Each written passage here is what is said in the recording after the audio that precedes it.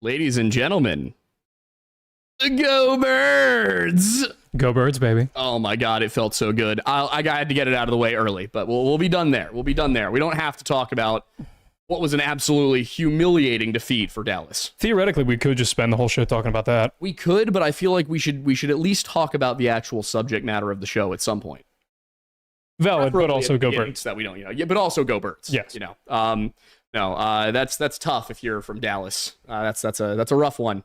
Yep. You have your quarterback taunt our star guy into spitting and getting him ejected, and then the refs are clearly getting a handy from JJ behind the scenes. It's just like, did you see the spit first thing later? Oh yeah, yeah. And then you still lose. That said, oh my God, that Buffalo-Baltimore game.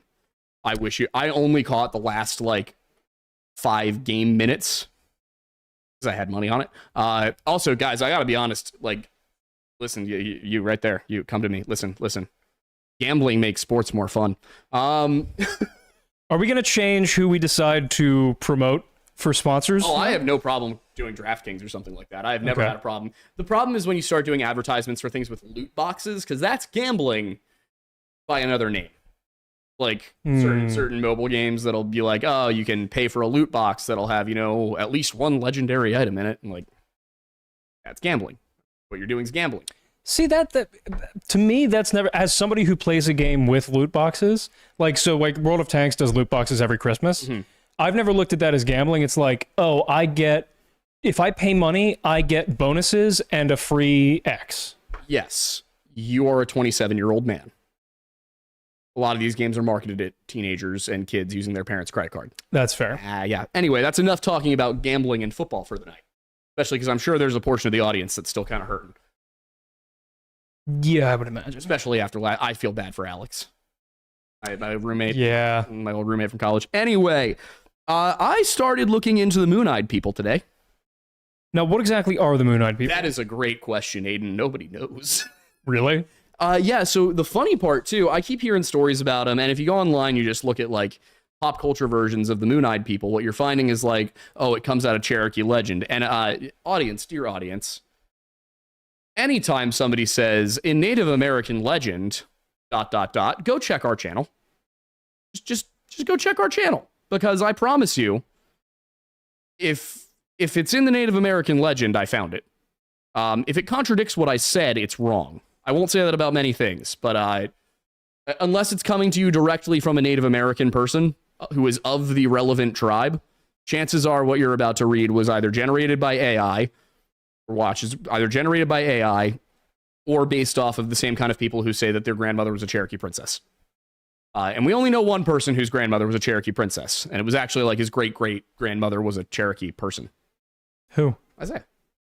Ah, right. Yes. Sorry. I thought you were making a joke. No, that was legit. I don't think he advertises it, but yeah, I thought you were making a joke about the woman who does advertise it. Oh no. Yeah, no, oh boy, Elizabeth Warren.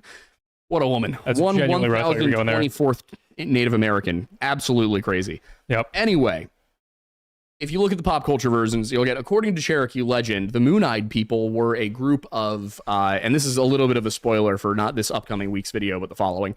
You'll get some version of they were this group of people who lived there before the Cherokee, and they were white and short with beards and blue eyes and blonde hair.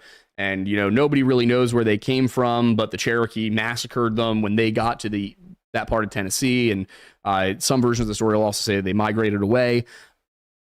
That is not far off from the original legend, except for the fact that we have literally zero direct Cherokee source material on it. Oh, really? Yeah. That said, I don't think it's necessarily impossible that it's a real thing. Mm-hmm. Well, that's one of the main issues with Native American history is that there's very few actual physical documents, right? Yeah, because very few Native American cultures had a writing system. The Cherokee developed theirs after they encountered English, and were like, oh, this is super useful. And I can't remember the guy's name. It's Sequoia or something like that. It's gonna drive me insane. Anyway, there was a Cherokee individual who went, oh, this whole writing system thing, this is really useful. So he didn't develop an alphabet, he developed a syllabary, which is similar, but it's basically, instead of each letter representing a phoneme, each sound represents a syllable, is how I understand it. Interesting. Okay. Yeah. So it's different. But Native American languages also work completely differently than Indo-European languages. Mm-hmm. There's a reason that Yi Nadlushi, the Navajo term for skinwalker, doesn't really translate to English very well. If you translate it directly to English, in Navajo, it's a term. That is a noun, basically. In English, it's a description. Mm. Because in English, it means he goes on all fours with it, which is not a complete thought in the English language. But in the Navajo language, Yi Nadlushi is a complete term.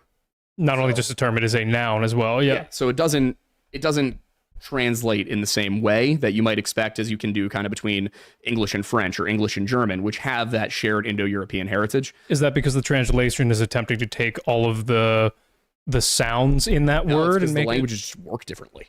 But that's my point. Is like, are they trying to take the sounds of that word and essentially transcribe it to English? I'm going to be honest. I do not have enough of background in linguistics to get into detail about why it works differently. That would be a great question for a guy like Aram Natsorkhang, who, you try to get in touch with some of these TikTok people that we used to run with, because it's not easy. Also, I know that I'm going to say something in a video coming up soon that is at the very least going to make Mini Minuteman shake his head at me again. Oh, really? I'm going to get pretty speculative about the Mississippian cultures. Not in this upcoming one. I'll get a little speculative about them there. Yeah, but that's just the difference between historians and archaeologists, isn't it? Yeah, we tell them where to look. Yeah. And then they tell us that there's nothing there, and then we show them Troy. You have to explain that one for people. Yeah, so for those who don't know, Heinrich Schliemann, I believe was the man's name, if I'm not mistaken, was the early archaeologist. We're talking, I think, 1820s and 30s. Mm-hmm. By the way, we didn't know about the Hittites until the 1820s. And remind people who they are. The Bible talks about the Hittites, and for a very long time, up until the 1800s, it was just kind of assumed that the Hittites were one of these Canaanite tribes, and they weren't their own individual civilization. And then in the 1820s, they're doing some digs, and they come across stuff that is definitely not Phrygian, which the Phrygians would have been the people in the area at the time that they expected to be there. Mm-hmm. It wasn't Phrygian, it wasn't Canaanite, it wasn't Assyrian, it didn't match with any of the known cultures. And the layering put it back to about 1300 BC and before, with a little bit past that. But that's when they realized, the Hittites aren't a tribe of Canaanites. They're not a tribe of Assyrians or something like that. They're not Philistines. They are an independent individual empire that actually, it turns out, spanned the entirety of Turkey, or at least most of Turkey, with some vassal states mixed in and some Greeks. How far back did that go in the Bible in terms of both the actual book and timing? The mentions of the Hittites are from the Exodus Numbers period, which would have been the end of their empire. Okay. That's around the Bronze Age collapse. Okay. Yeah, which rough year span of that. We're missing something there too. I did not intend to get into this many missing civilizations when I said that we're missing something. Yeah. But I mean, this is my favorite part of history. This is the kind of thing that I take the stuff I do with the missing persons and the unsolved crimes and stuff, and I apply that to history, which is why I do like the term forensic historian. Mm-hmm. I think that's fun. I've started putting it in things with quotes around it. Mm-hmm. But no, I mean, the Hittites for a long time were a literal missing civilization. We had records of them. We had no evidence they existed. It was like Troy. We had records of it. We had no evidence it existed. Mm-hmm. And the Trojans would have been potentially from the same stock as the Hittites or possibly the Phrygians. So they were not Greek. They were connected to them, but not from them. Mm-hmm. Troy is probably the most famous example of a civilization that we had in literature that didn't exist, and then finally some guy some German dude with a bunch of dynamite just keeps plowing down through this one city that's where Troy should be, and lo and behold, he eventually gets to it. And the reality of that situation is it literally was just some random German dude. It wasn't an actual archaeologist. Back then, archaeology didn't really exist. Yep. We're talking about the 1820s and 30s. This is a time period, and this is, little history lesson. And by history lesson, I mean a lesson about history. Historiography lesson. History as a school of thought, as an organized practice, is less than 200 years old. Actually, it's arguably about exactly 200 years old. Really? Yeah, it was a German guy again. I can't remember the German guy's name, but historicism. And historicism is a field of history. It's the original methodology for historical research, where you don't look through any lens. You don't try and approach something from a certain angle, which is what you get with like social history, feminist history, Marxist history, is where you look at what we have through a certain lens in order to try and understand a certain aspect of society better. And sometimes that has good effects. You know, Marxist history is the study of history through a classist lens.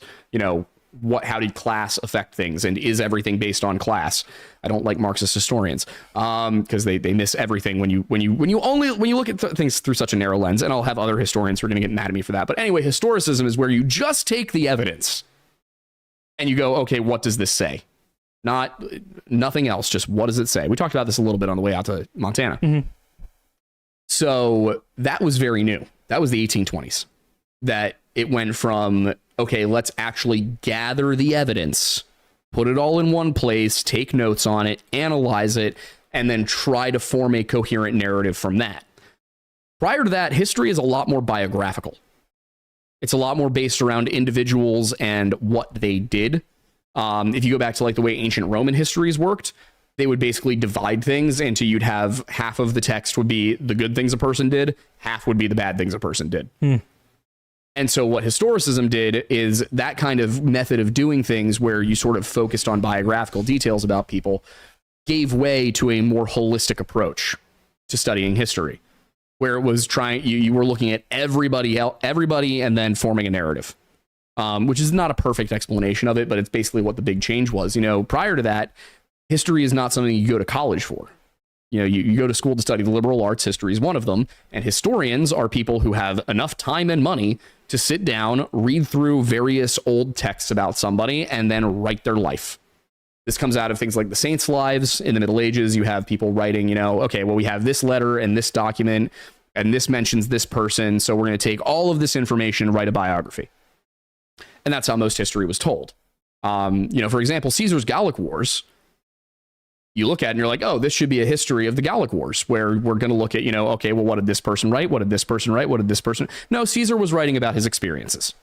We get this with a lot of travel logs. Gerald of Wales, for example, does his itinerary of Wales, and he travels through, and what's he do? He writes about each individual place he goes. It's not a history of Wales, it's an itinerary of Wales. And he might say, and this thing kind of happened here.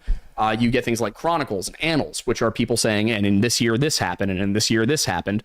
But you don't get things like the book 1776 by David McCullough, which is one of the like best known, most lauded history texts of the modern day, going through, you know, the start of the American Revolution, not looking at it from one person's side, not looking at it through one army's experiences, but from the entire holistic approach. Kind of weird to think about, like, army or military leaders of times past being essentially proto-vloggers of their day. Yeah. Well, that was kind of what you did, too. It was a good way to make money. Yeah. You know, you go off, you do something, you write about your experience, and that's that. And what historicists started doing was going, all right, well, this guy wrote about Gallic Wars, and Caesar wrote his Gallic Wars, and this guy wrote about it, and this guy wrote about it, and we know this from these things that we found. So what does all of that tell us? And then that's kind of where you stop. That's when you get like Marxist and feminist, is when you try and add in things and, like, you know, look at certain various aspects of it. But archaeology was kind of in the same boat, and it lasted longer. The dawn of archaeology as a science is really the early 1900s. So the dawn of history is the 1800s, the early 1800s, and then you get to archaeology. Archaeology is, at first, as it's developing in the 1800s, it's another thing where it's like, okay, this is just rich people with dynamite and too much time on their hands. But they do find Troy. They just destroy everything that was on top of Troy in the process. And that's why today archaeology digs, and this is why Jimmy Corsetti has a following, is because he can be like, look, they're going so slow. Why aren't they excavating more of it? Göbekli Tepe, they're only excavating this little tiny portion. It's like, first of all, it's very expensive to do an archaeological dig. You have to pay a lot of people to be in one spot that's usually not close to anything. And then you can go like, oh, well, they're hiding the truth. And it's like, no, they need funding. And also, in order to not destroy anything incredibly important, they're going to go 6 inches by 6 inches by 6 inches down, down, down, down in squares. They're going to cut off all the things in grids. And that's how it's going to work. But so that's, you know, ironically, in history, you have all these moments where people are like, okay, well, we have this story about Troy. Was that real? The Bible mentions the Hittites. Plato said something about Atlantis. what is this stuff? We can speculate. But up until the 1900s, when you get actual archaeology and you have people going to places and methodologically doing digs, that's when you start to really find things. But it did take some guys with dynamite to make people realize that, like, oh, you can dig and find civilizations. Yep. It does consistently amaze me how infrequently people are capable of grasping the cost of any given thing. Like, it's actually what you're describing on an archaeological dig is very similar to what it costs to, like, produce an episode of television or a movie. Yeah, it's very similar. Yeah. Well, it's the same kind of concept. When, if a movie was just the director and the actors, you could make them very cheap. But you don't have that. You have the extras, you have the crew, you have the production assistants, you have the people who are delivering things, you have people who are actually moving the set around. And it's the same thing on an archaeological dig site. You've got the archaeologists, the people who are trained, like, running the dig, and they're going to be down in the dirt working, but they're going to have assistants, they're going to have interns, they're going to have students, they're going to have people whose job it is to clear away debris and rubble. You're going to have people whose job it is to bring in food, to bring in water, to make sure that the tents are set up in the right spots, because it's hot a lot of the time and you're working out in the sun. It's difficult.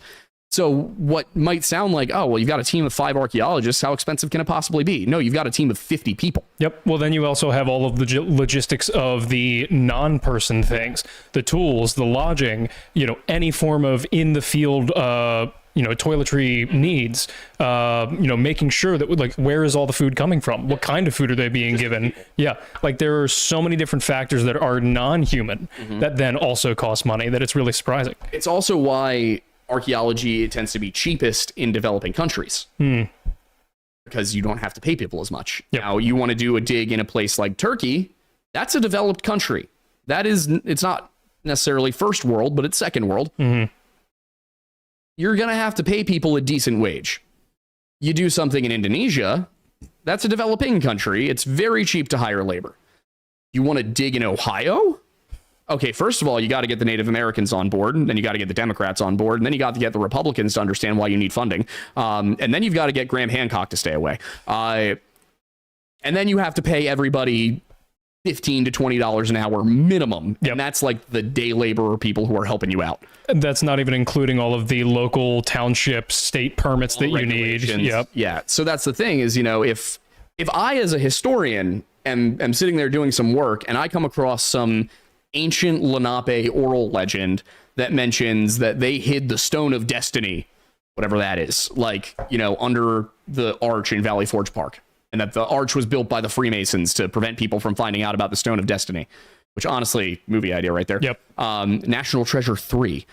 It's just waiting to be made. And we got to get Nick Cage back for it. Yeah. There's no one else we could put in there. Yeah, I know. It just isn't. Nick Cage is the best actor of all time. He would do it. He would, too. Especially if he didn't have to talk. For those of you who don't know that reference, please go watch Willy's Wonderland after the show. Freddy's, but with Nick Cage, and he doesn't speak. Rides in on a Camaro, crushes soda and pinball, destroys everything, and doesn't say a word.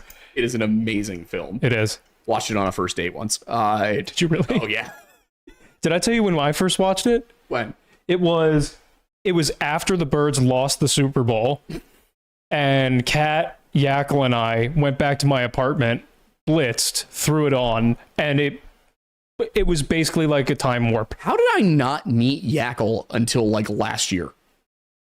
He was younger than me in high school. We didn't really see each other a lot in college. Birds lost the Super Bowl in the beginning of 2023. You were somewhere, like, you weren't. I was in Kentucky. That would do it. I was having a bad time in Kentucky. Yes. I was actually hanging out with Steven and Gabby. That was a good time. We were drinking Purple Frog wine. There we go. Delicious stuff, guys. It's always a good when you're hanging out with Steven and Gabby. Steven and Gabby are great. Not to get off topic again. Yeah, I mean, you guys watch this show. I was going to say, it's thus. Speaking of which, we're in the History Unhinged studio right now. We finally got everything moved upstairs. You can't see it, but it's right there. It's right over there. If you don't watch History Unhinged, you would love it. If you like this show, History Unhinged is this show, but imagine somehow one more person. Focused. It is more focused. No, it does remain on the topic of history exclusively. That's the thing, is because you have two historians bouncing their ADHD about history back and forth. So it's only more focused because you guys are just info dumping on each other the entire time. You guys can learn about Celtic nipple sacrifices. You can learn about eunuchs. You can learn a lot about Haiti. Shocking amount about Haiti coming up, honestly. Yeah. Like, I'll put that up tomorrow night. I think that is the one where we talked about Haiti. Yeah, I think, Yeah. So you guys are going to learn a lot about Haiti. Haiti's bad, man. I don't mean and it has been bad. I don't mean like Haitians are bad. I mean, the story of Haiti is just a tragedy through and through. Yeah. Because no matter who's in charge, they're making horrible decisions. Yeah, it's just a rough place to live the entire time it's existed. You thought American slavery was bad? I mean, it was, but like... Somehow it's worse. See, here's the thing. The American slave owners were like, it's a lot more cost efficient to keep the slaves alive for as long as possible. And in Haiti, they were like, we will just import more constantly. Because in America, we ended the actual slave trade, like the transatlantic slave trade. You couldn't bring them in after 1807. It might have been 1808. Basically, Britain did it, and we were like, well, we can't be less liberal than Britain. And now look how it is. Yeah, the French somehow implemented planned obsolescence with their slavery. Oh, the French were like, we will plan for the slave to live 3 to 5 years, and then we will replace him with somebody from Cameroon. What? For someone who hates France, your French accent's getting better and better. I know. Aiden, it's all about being as... You have to hate accurately racist as possible. And I would say that being anti-French is being racist, but it's only racism if they're people. French. That's going to go in one of the add-ons. I know. It's going to be bad. Still, one of my favorite things was showing you on the ride for the first time the Orson Welles. Oh, the French. The Parmesan. Yeah. Oh, my God. Anyway, the Mooneyed people. Yes, the Mooneyed people. Actually, wait, before we do that, I do want to remind everybody that we will be cutting off questions at 7:45 because we need to. That is all. Also, while we have your attention for a moment, YouTube's algorithm is historically terrible. Everybody knows this. In case you weren't aware, YouTube just changed it yet again. They turned on the restricted mode settings for everybody. So I didn't even know there was a restricted mode. I don't know what it means. Aiden, how do you fix it? So this is a new thing. The guys at Red Letter Media put out a pretty solid video about this whole issue. I think it was today. Probably. And apparently what this is that it's twofold. One, there is now a restricted mode that affects people across the board, whether you have an account, whether you are signed out of your account, or whether you don't have an account at all. It's just another mitigation for advertisers. It's, they're a business, they're a corporation, they're going to do what they have to do to meet their bottom line and feel safe that they can make money.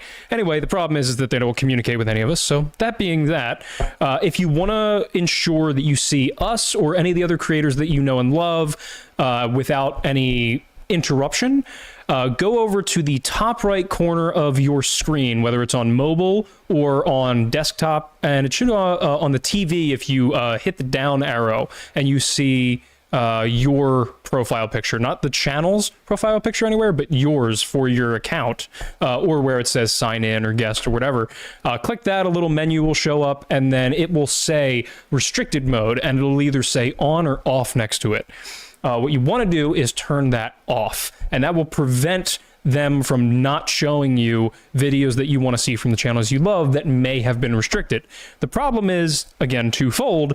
They have updated their policy on what is and is not restricted. And unfortunately, as creators, we don't know what those policies are. They are not thoroughly communicated to us, nor any of our other favorite channels that we like to watch, and we're sure that you do as well. So unfortunately, like our last video, sometimes things get restricted without us being made aware. Friday's video ended up getting age restricted. Never got an answer as to why. Yep. And that was largely as a result of this update that they've done. Again, no thorough communication from YouTube on that. But unfortunately, we're in the position where we don't really have a means to... I emailed our rep about it, and he said he escalated it to customer support. I got an email from them today, actually. I meant to check it, but I can probably pull it up. I wonder, do we want to know what they said? I'd be curious, but unfortunately, that's about all the power we have in this kind of scenario. There it was. I found it. Okay. Hi there. Thanks for reaching out. This is Tony from the YouTube support team. First off, thank you for all your effort and contribution to the YouTube platform. I know that you've been working hard and creating great content to have a better performance to your channel. So I understand how stressful it can be when your channel's performance are not what you're expecting. That's not proper grammar. To verify, I have to verify that oh my God, this is the worst. Oh, I went through the same rigmarole today for Venmo for the business because we need to help with a certain project that we're helping on. Oh, Or yep, that? yep, yeah. Are we allowed to talk about that? We held off because we're relaunching. We are? Yes. Oh, Yeah. Did we not include the announcement? No, I not. thought the announcement was in one of the videos. There was like a little hint, but it wasn't really. Oh, we didn't mention the name of it? I think we did, but it was kind of we're refocusing. Okay. Yeah. I actually just asked him about that. But anyway, point being is that we're helping out with the marketing stuff, and they needed us to send over the funds and Venmo. It was like a 30-minute process just to set up a business account, and now we have to submit something of a government document with our EIN on it, and it has to get approved within 2 to 3 days before we can send money. So I already told Gray, he's been made aware of the situation, but it's just one of those things, running a business, guys. Anyway, what did they say? Anything else? No, they just want us to verify that it was us that requested help, and I'm like, well, it came directly through the YouTube partner team, so yeah, I would hope so. Yeah. Anyway, Mooneyed people. The Mooneyed people. This is the kind of, I wanted to use that to lead into, because I haven't done the research all the way through yet, but I wanted to kind of use that as a way to talk about some of these lost civilizations that we see. And, we got the Hittites, we got Troy, Atlantis obviously is the big one, which, Aiden, didn't you know? Atlanta is Atlantis. Are we going to do a video about this, like full on? No. Not nearly enough material there, shockingly. You could just make it about the actual history of Atlanta. That's true. That would be kind of funny if I just made a video that was just about the history of Atlanta and told everybody that it was at some point going to get into how we know Atlanta is Atlantis, and at the end I was just like, it's not. Roll credits. Not only would that be hilarious, it'd be extremely informative, and I think it would hit well in the algorithm given the popularity of it. Or it would do abysmally because YouTube would be like, well, nobody outside of Atlanta is going to care. The entire video is just talking about the history of Atlanta and then cheering for Sherman. Well, no, maybe we market it as did we find Atlantis? ? And then it's the entire history of Atlanta preluded with the idea of this conspiracy, and then at the end, obviously, you just essentially say like, yeah, no, that's not it. Man, it wasn't even called Atlanta at first. It had like 2 other names. Do you know what they were? Don't. I'm gonna look them up. Okay. I will say Atlanta is home to some mysteries. For example, why did John Ramsey tell the police that he had a business meeting there immediately after they found his dead daughter in his basement? That's one that I want to know. John Ramsey's coming out with you. He wants a new law. You know that? Something about police not taking cases seriously enough? Cases of missing children? On what grounds? Well, I mean, the Boulder police are clearly the reason that nobody discovered who killed JonBenét Ramsey. As we know. It was the Boulder police, not, DA Alex Hunter and his deputies who insisted that nobody get any help doing anything. Mm-hmm. And, worked on behalf of the Ramsey lawyers whenever they asked for things and told the Ramseys everything that the investigation had turned up, to the point where the police actually had to kick the DA's office out of the investigation entirely. Or what was it that happened when it wasn't a jury, it was a... Grand jury? Yeah, it was the grand jury that came to their conclusion. The grand jury voted to indict the Ramseys, and then Alex Hunter was like, we're not going to be indicting the Ramseys, and didn't tell anybody the grand jury voted to do it. He made it seem like they didn't.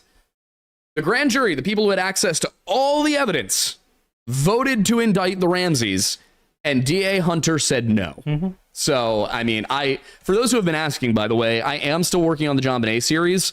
We have a new plan for it. One thing I will say is I might go back and fix a few little things about the episodes we currently have out now and re-record like a few segments for some corrections and whatnot.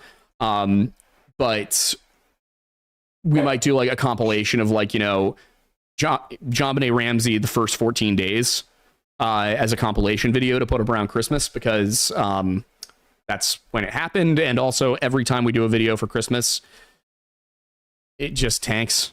So my thinking is we'll do a JonBenét Ramsey compilation of what we've done so far for Christmas. I'll try and do, maybe a little bit extra for it.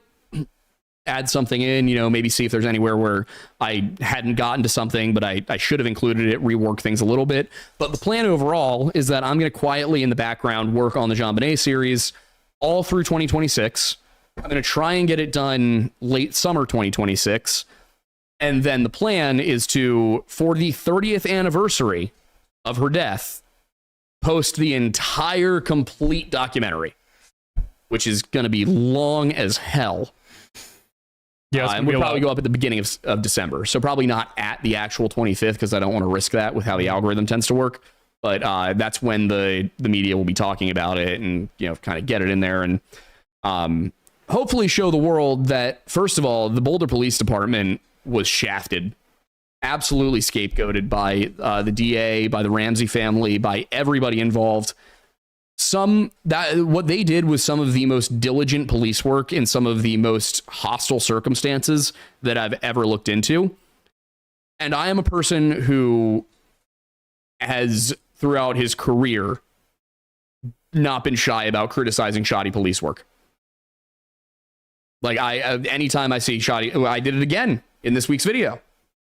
What do you mean? I brought up the fact that the National Park Service, when these people went missing for this week's video in Mount Rainier, when they went missing, the Park Service was on the ground within 3 hours. Even though one of the people who went missing was a 27-year-old who told his parents he was going out hiking and taking pictures, and could have been, anywhere, could have been off on a bender or whatever. No, they called the police. They reported him missing. Granted, they did find his car there, so there was a little bit more probable cause to get involved. But the National Park Service didn't hesitate.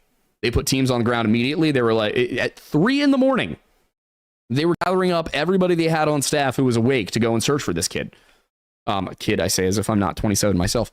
And then I said, which is a lot better than can be said for most agencies, like the Wasilla Police Department, who, from our Palmer Brothers video that YouTube also hated, said that this 15-year-old was probably out on a bender. The 15-year-old who his friends were like, yeah, we don't know what happened to him. Like, we saw him, and then he just never caught up to us. We figured he went home. They were like, he's probably just out drinking. Makes a lot of sense. Oh, my God, man. Anyway, back to the topic at hand, lost civilizations. Atlanta. Do you know why Atlanta is Atlantis, Aiden? Well, I couldn't find the original name of it, but I did just see that the reason it was called Atlanta was from the... Hang on, of course you're going to make fun of me for this, but it was because of the Western and Atlantic Railroad.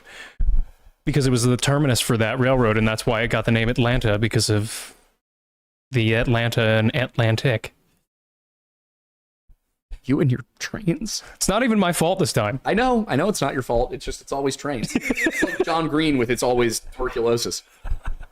Just around me, it's always trains. Always trains with you. Yep. Where was I? Atlantis. No, it literally is. It sounds like Atlantis. Yeah. I remember the one video I looked at from the one guy. I did a TikTok on it. I'm back on TikTok, guys, because I need to pay for a wedding. So yeah, I went and I looked at it, and it literally was. I'm not kidding, guys. Atlanta sounds like Atlantis, and Atlanta is on the 33rd parallel, which, according to the ley lines, is the bloodstream of the planet, which is alive. And a specific group of African Americans, and I say specific group because this is not remotely a belief across most African Americans, who are actually one of the most Christian communities in the country overall. And this is not a Christian belief. A select group of people, typically like Black Hebrew Israelite types, are of the opinion that dark skin has magical properties granted by the Earth goddess, and that Black people were the first people to be in America and Asia, and it's a quintessentially uniquely African American thing, and it's a tiny, tiny minority of them who believe it. But it is like, it's part of this sort of Pan-Africanist, not even Pan-Africanist, it's not even the right term, but Afrocentric worldview. It's kind of the same thing as like people who try to pretend that white people taught all of the non-white civilizations how to do everything. Yeah, it's the whole like the Irish were the real, like the Tartaria real thing. Jews. It's exactly the same as the Tartaria thing. There used to be some globe-spanning civilization from one specific ethnic group, and then, someone came in and tore it all down, and they're trying to hide your history. And no, that's not real. That's almost never real. fact, I can't think of a single time off the top of my head that was a real thing that happened, where somebody just erased a civilization from the history books deliberately. Probably because or at most least people successfully. The Russians did try to do it to the Tatars. I was going to say, yeah, the what? The Tatars. Tartars, same people. They're a real thing. There were Tartars. Tartaria was a place. They just turned them into sauce. Oh, God. What were you going to say? No, I was just going to say that it probably was not frequently tried because it was recognized to be such a, like, egregiously hard and difficult and large spanning endeavor that it wasn't worth the resources it would have taken. Yeah, the Russians did try to do it during the Soviet period and they didn't try to like completely erase it. They just suppressed it. Well, I guess suppressed the culture. And now granted, the English have done that a lot to the Welsh and the Irish. They tried to do it to the Scots, but the Scots were a little too English. The Germans tried to do it in World War II. Yeah, that was probably the most intense. Probably. But that's the thing is, like, even if they had succeeded at that, we'd still have a lot of history about Jews. Yeah. Like, we'd still know that was a thing. They couldn't have erased it because the whole world would need to get together on it. And you get people who are like this, you know, everyone, my people did everything first. You get that from white people, black people, Chinese people. Just about the only people you don't get it from are Native Americans. Probably because there's a general... I don't know. That's a good question. Why do Native American cultures not really have that? It would be really hard to... Argue that. Also, like, why would you want to? Exactly. They actually were the first people here. Yeah. So they don't need to pretend they were. I think that's part of it. Imagine if, like, what happened with Clovis first ended up being, like, extremely correct, and it turned out that things did originate here. That would be crazy. Yeah. I do think this is now we're coming back to like the main meat of what I wanted to talk about tonight, which is the Mississippian culture. I think it's all the time we've spent doing History Unhinged. We're finally good at actually, you know, circling back around. Yeah. Because that's the thing is like, it is not unfair to say that in the general area of Atlanta, there was a civilization that collapsed and that we no longer really know anything about. The Mississippians. They were still a little to the west, obviously, the Mississippi.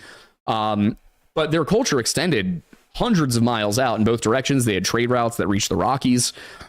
And they seem to have done this without writing. Now, granted, it wasn't one kingdom that spanned the entire Mississippi. But it was a group of highly structured, stratified chiefdoms, from what we know, who had monumental architecture, who had sedentary cities, who had large-scale agriculture, cross-continental trade routes, who had diplomacy, who had organized religion, things that when Hernan de Soto was here in 1540, they're on their way out, but they're there. 100 years later, it's gone. Completely. And it's gone to the extent that you have people, like, even the Cherokee can't really explain who the Mississippians were.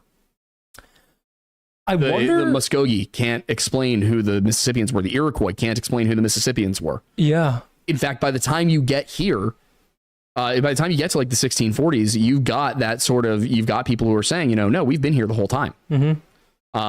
Especially on the East Coast, which is probably because the Algonquians seem to have been the farthest flung of all the groups, which is really weird because Algonquian is a very large language family that covers most of the eastern U.S. It's also part of another higher tier family called Algic. And Algic, you see along the East Coast with Algonquian, you see some Plains Algonquian, and it's believed that they developed out of the Anishinaabe in many cases. And then you've got a pocket of them over on the West Coast. Tiny little pocket. That's still there, speaking a language that is recognizably derived from the same stock as the East Coast ones. That wasn't the Salish, was it? No. Salish is Penutian, I believe. Which one is it that you're referring to? I can't remember which of the ones. It might be Wabash. I can pull it up for you right now. I'm just wondering because after having listened to 2 books on the Lewis and Clark adventure, I'm wondering if the West Coast group took essentially their same route to get there. It could be. Let me see. Algic languages. Do you have a theory on why? It's Uruk. That's what it was. Okay. And here, I just they're not going to be able to see it, but right, that's Algic languages. Yep. In North America. Oh, well, that's an incredibly small and random pocket compared to everything else. And do you remember when we talked about the Uruk? Pacific Northwest Bigfoot. Right. They have one of the stories of the wild men. Yeah. I was thinking of the Uruk Indian Devil for some reason. It is, exactly. That's what I'm talking about, is the Indian Devil. Whoa. So they have all these stories. Hang on. I love FlexiSpot chairs. There's a really long ad for it in the History Unhinged video. Doesn't feel like an ad, though. No. Did a good job. Yep. And it's kind of funny. It's kind of silly and goofy in places. It is. But yeah, but if we look at linguistic patterns, they can usually tell us about migrations, at least give us an idea. Very low likelihood that Algic started on the East Coast and moved to the West Coast. That doesn't make any sense. Yeah. So that means that Algic-speaking group has probably been there for even longer than the Algonquian-speaking people were in the East. Which is insane. It may mean that the Algonquians were, in fact, the first Native American group, or at least the earliest one we have that has survived to this point. Mm-hmm. And then you have groups like the Dene, who are probably on the other end of the spectrum. And there's a hypothesis called the Yakutian, I think the Yakutian hypothesis, which is that Dene, which is the language of most of Northwest Canada, most of their tribes, the ones that aren't like Tlingit and Inuit, that they might be of the same language family of Eastern Siberians. Interesting. I mean, that would make sense given the land bridge thing. It would. Yeah. Inuit aren't. Oh. As far as I'm aware, I might be getting that wrong. I can let me take a look at it to make sure that I'm not giving you guys misinformation. But if I remember correctly, yeah, the Na-Dene languages. Sorry, not Yakutian, Yeniseian. Dene-Yeniseian. Mm-hmm. So it hypothesizes that it's actually a small pocket now in Siberia. It's more central Siberia, like above Mongolia. But they're different from the Inuit languages.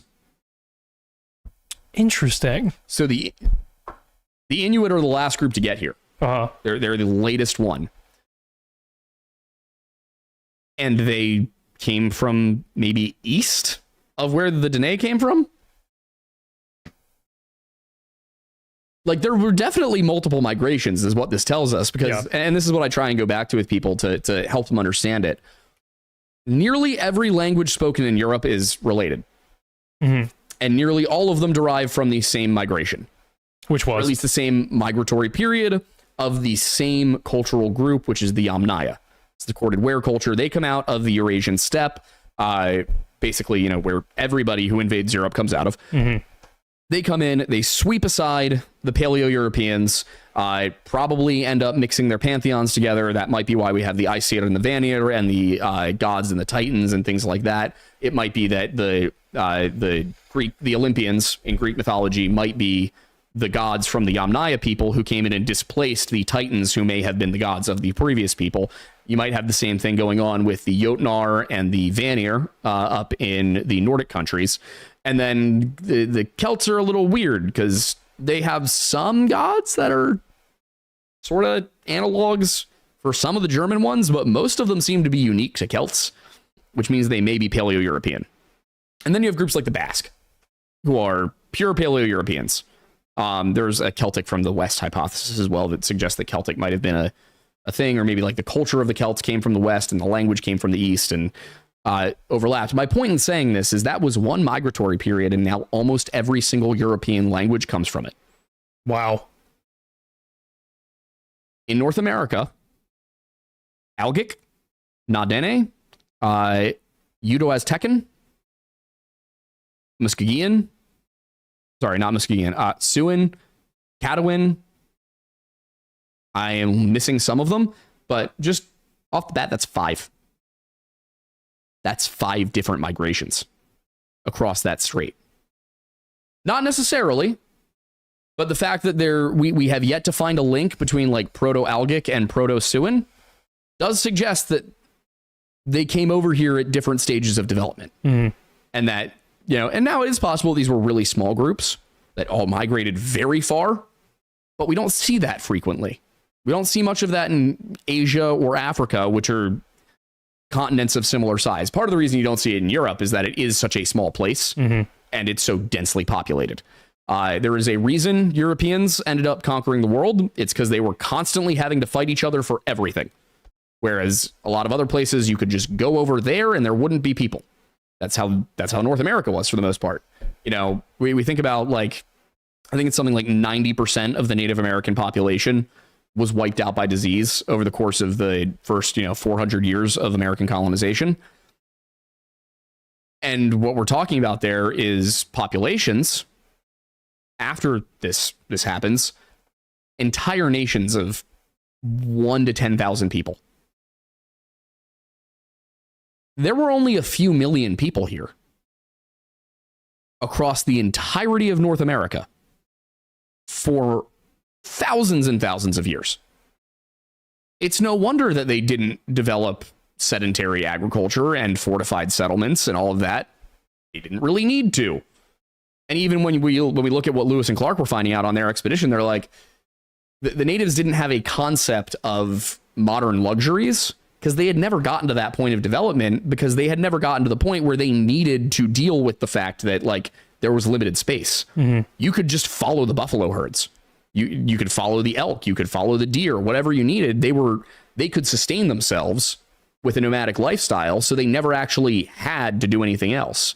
Over in the Middle East, where you have a lot more densely populated of an area, you're between these two rivers. As populations grow and grow and grow, and you're ringed in by desert on either side, you eventually have to do agriculture. And once you do agriculture, you have to have stratification, you have to have fortification, you have to have armies, you have to have technology. So when this highly technologically advanced society, the Europeans, gets over here, they can't even identify with the native way of life and vice versa. They don't get it. Because the natives are so much closer to steppe nomads than they are to anything that the Europeans are doing. And it's not a matter of like one way of doing things being better than the other. It's about what do you need as a population. And they didn't need agriculture. They didn't need large scale agriculture. They didn't need, fortified cities, because they typically, like, what are you going to put in a fortified city? You can just ride away. You can leave. Well, you can't ride, but leave. So we've got all these nomadic cultures, but one thing that then gets really interesting is, okay, why was the Mississippian culture there? What led to that? Because they're spanning the river that runs through the center of the continent. What could they possibly need to settle down for? They can go either direction. It tells us the population might have been a lot bigger than we thought it was. It also tells us that something sparked civilization. And when I say civilization, you have society and then you have civilization. Yeah. Society is a shared set of customs, cultures, things like that, where you have bands of people who interact with each other, where you're not just purely tribal, my tribe's fighting your tribe. You have broader groups of people. Civilization is when things start to stratify. And people like to use, a lot of times people use these terms in ways that are not appropriate, and then they sound derogatory, and they shouldn't be. To call a group of people uncivilized is to say that they probably don't have a writing system, they probably don't have an organized religion, they probably don't have large scale agriculture, things like that. That's calling somebody uncivilized is an observation of where they're at in the development of civilization. It's not an insult. It can be, but it doesn't need to be. And that's also the way they used the term savage back then, is somebody who was a savage was somebody who didn't have civilization, who didn't have religion. So, for example, there's a difference if you look at terminology between the way that they talked about Muslims, the way that they talked about pagans, and the way that they talked about the Native Americans.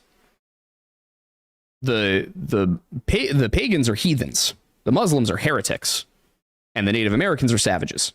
These are different terms with different definitions. Now, are they, in today's language, and even back then, somewhat discriminatory and derogatory? Yes, but they also are functional. And they were a lot more functional back then than they are today. So what was it? what happened, first of all, to cause the Mississippians to build cities like Cahokia, which there would not be a larger city than Cahokia in North America, excluding Mexico, which is kind of Central America. It's a different civilizational group down there. The Cahokia was the biggest city in North America at its peak in the 1300s. There would not be a city that reached that size until Philadelphia in the 1700s. That is a 400-year span where there's just nothing of that scale. Now, granted, it's nothing compared to the Aztec cities either.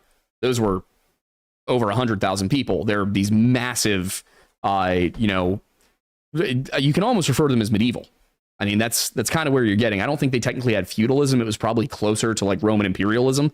But if the Aztecs had gone on a little bit longer, they would probably have hit something like feudalism and then probably industrialism. It would have happened, but they were they're really not all that far behind. Honestly, it was probably like 500, 600 years technologically. What really was holding them up was they didn't have metal. Of any kind? No. And that's the thing. That's the other thing is you look at North American prehistory, they never figured out metal. Like smelting it.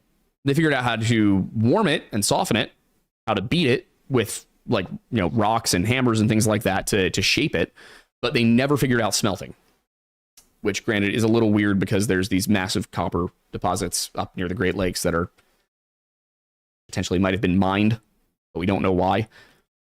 This is why I keep saying there's something missing. I think that we have a lot of ideas about the Mississippians that are based upon stories that were told to people who got there after they were falling. I think there was probably a lot more going on. I think that there's probably one specific thing that I would say throughout world history has been the prime driver of industrialism, of technological advancement. Aiden, do you know what it is? I'm assuming it's either competition or just general struggle. Horms. What? Horms. Horms? The horse. It's the horse. Why? Because you can ride them. They can work as pack animals. They can work as meat. They can work as companions. They can work as draft animals. If you look at all of the places in the world that, if you look at like when civilization becomes a big deal, it's when people tame horses. To another extent, oxen and donkeys. But it's horses. I mean, the Yamnaya culture, they were able to come in and totally wipe out whoever was there before them because they had horses. In China, the empires, the dynasties that had the most horses succeeded. The Mongols. But it was also kind of what you were saying earlier is the reason for civilization kind of sparking to begin with is usually as a result of competition for resources in an environment where resources are scarce. Yes.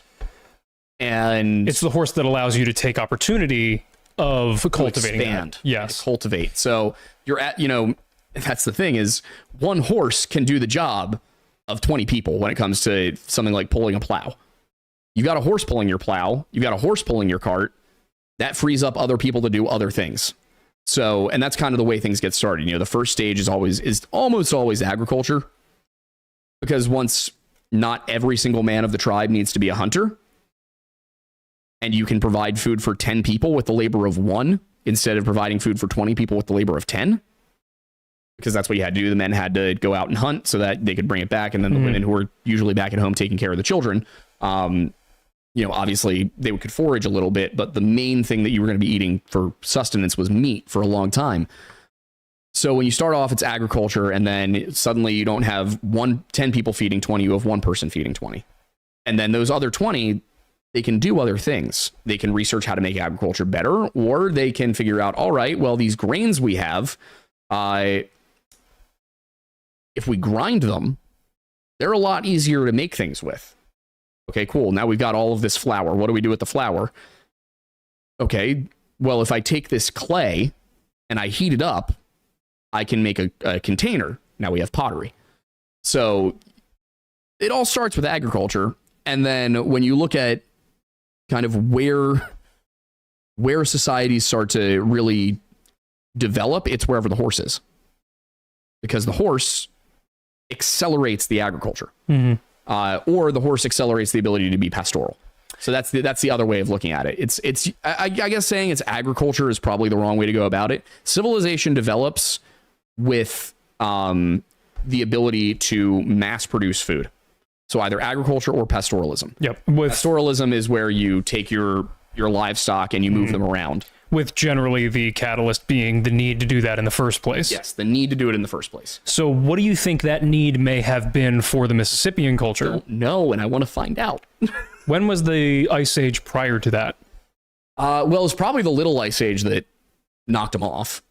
Okay. If you look at the timeline, that probably had a lot to do with it, because the Little Ice Age is in the 1300s. And from what we understand about the Mississippians, that's when their decline starts. It got very cold up north, which probably changed the flow of goods and services, because the northern tribes, or the northern countries, nations, chiefdoms, they were trying to survive. So they probably weren't buying quite as much. They were probably, or at least not, they probably weren't buying as many goods so much as they were food. They probably weren't exporting as much. That's probably where you were getting, furs and skins for the most part. And then down south, you'd be getting food. So it probably screwed up their trade empire. It probably killed off a lot of people from disease. And that's probably where the decline started. Prior to that, the most recent ice age before that isn't really even an ice age. It got cold in the late 300s, early 400s. It started getting really cold in the north, in the northern hemisphere.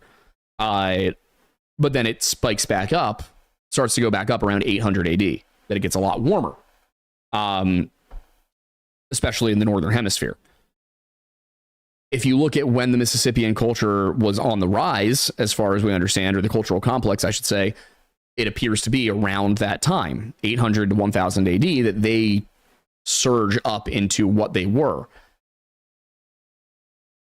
I don't know what it would have been, though, that would have forced that. I mean, it sounds like you just described it, because if the Little Ice Age was so cold that it destroyed them, a general cooling that forced them south and to consolidate sounds like the prime opportunity where you're going to develop. Grown their population a lot. Exactly. Well, not only would it have grown their population a lot, but also it would have forced them into a smaller area, forcing either cooperation or competition for the resources, thus developing the civilization that you mentioned. And then once you develop that, usually you don't go backwards when things get better, you just refine. Yeah. So unless something knocks you off. Exactly, which in this theory would have been the Little Ice Age, which was just way too cold for it to continue to function properly, and then fractured, started to die off, and everybody went essentially in their own lifeboats, sometimes literally, to find places that they could settle and regroup and rebuild. Yeah, which is why, I mean, what's really interesting is there's this, there is evidence. Some of the archaeologists say that the Iroquois were where we found them as early as like the 500s AD.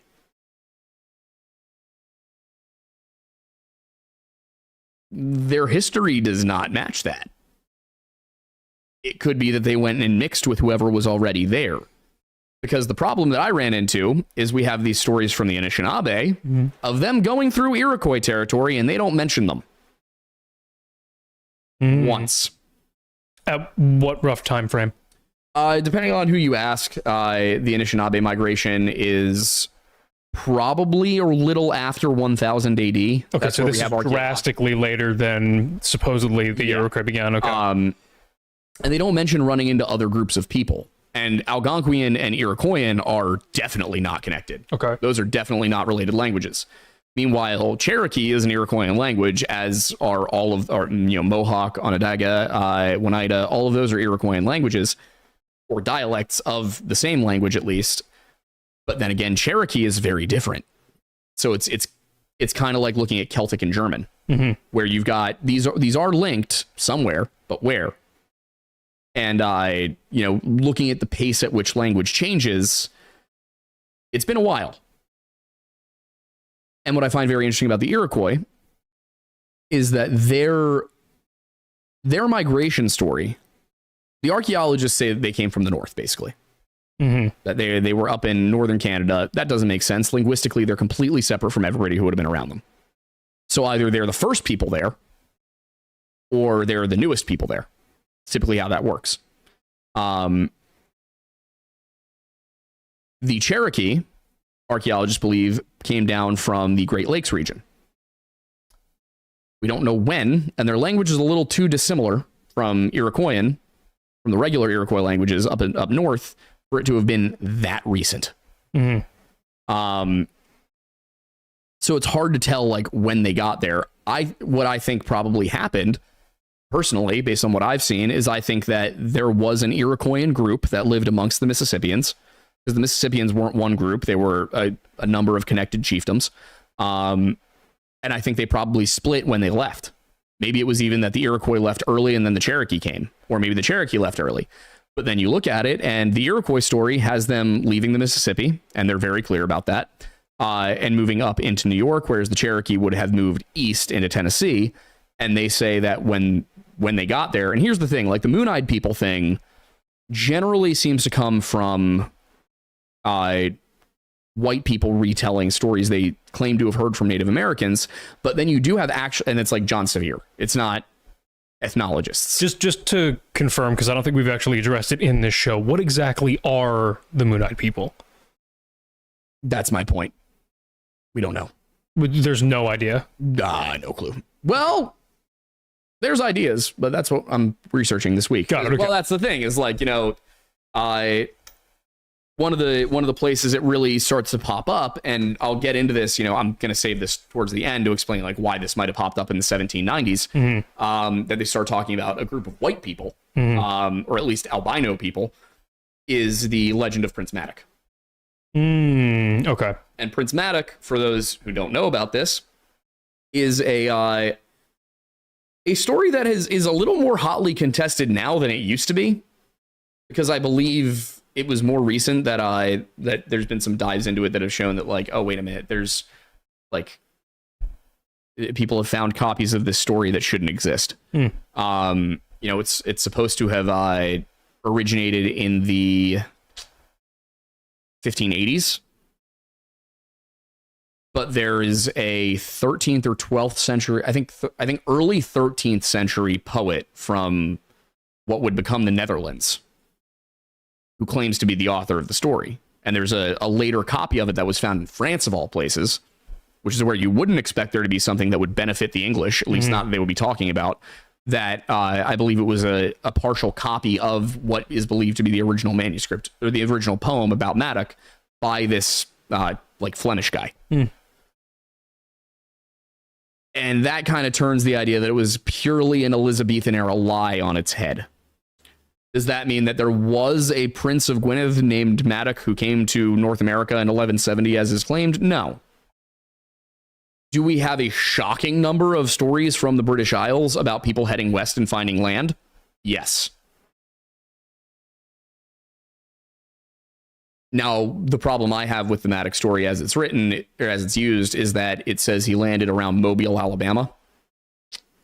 That wouldn't make much sense, because somebody in 1170 who was trying to go west to North America would have gone if they were coming from Wales, would have gone up north towards the Faroe Islands, and then up to Iceland, across to Greenland, and then over to what they knew of. And like from what I was able to dig up, they were still like aware of it and talking about it as late as the 1300s in Norway.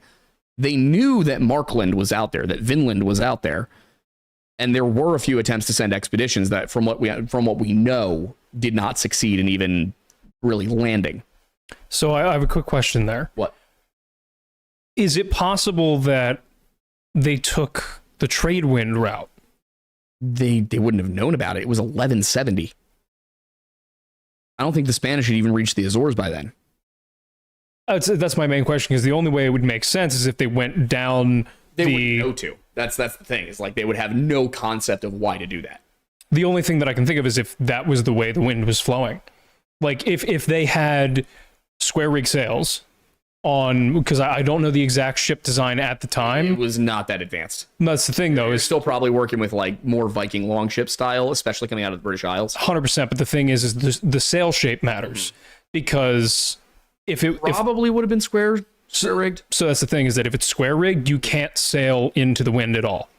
The long ships were able to. The Vikings had it figured out. So that's the thing, though, is that with the long ships, they could paddle. No, like they could, they had, I don't know the mechanics of it, but something about the way that their masts functioned.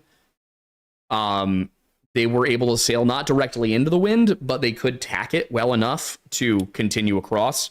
And when we do hear about Viking ships getting lost, interestingly enough, they're pushed east. From Greenland. So this is my thing, is so like with the way, and I'll do my sailing-tism a little bit here. So there's a thing called point of sail, and that's essentially a 360-degree circle. And just sailing into the wind, you can never sail directly into it. Yeah.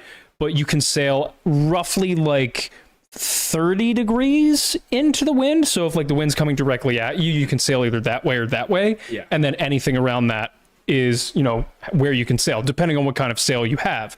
The biggest problem with square rigs is that the most they can do... It was the rudders. Huh? Remembering correctly, it was something about the way they constructed their rudders. Okay. Anyway, so the main thing, the biggest problem with square rig sails is that just like the physics of it is that you can turn them to full perpendicular to the wind, and then you can sail like a degree or two into it.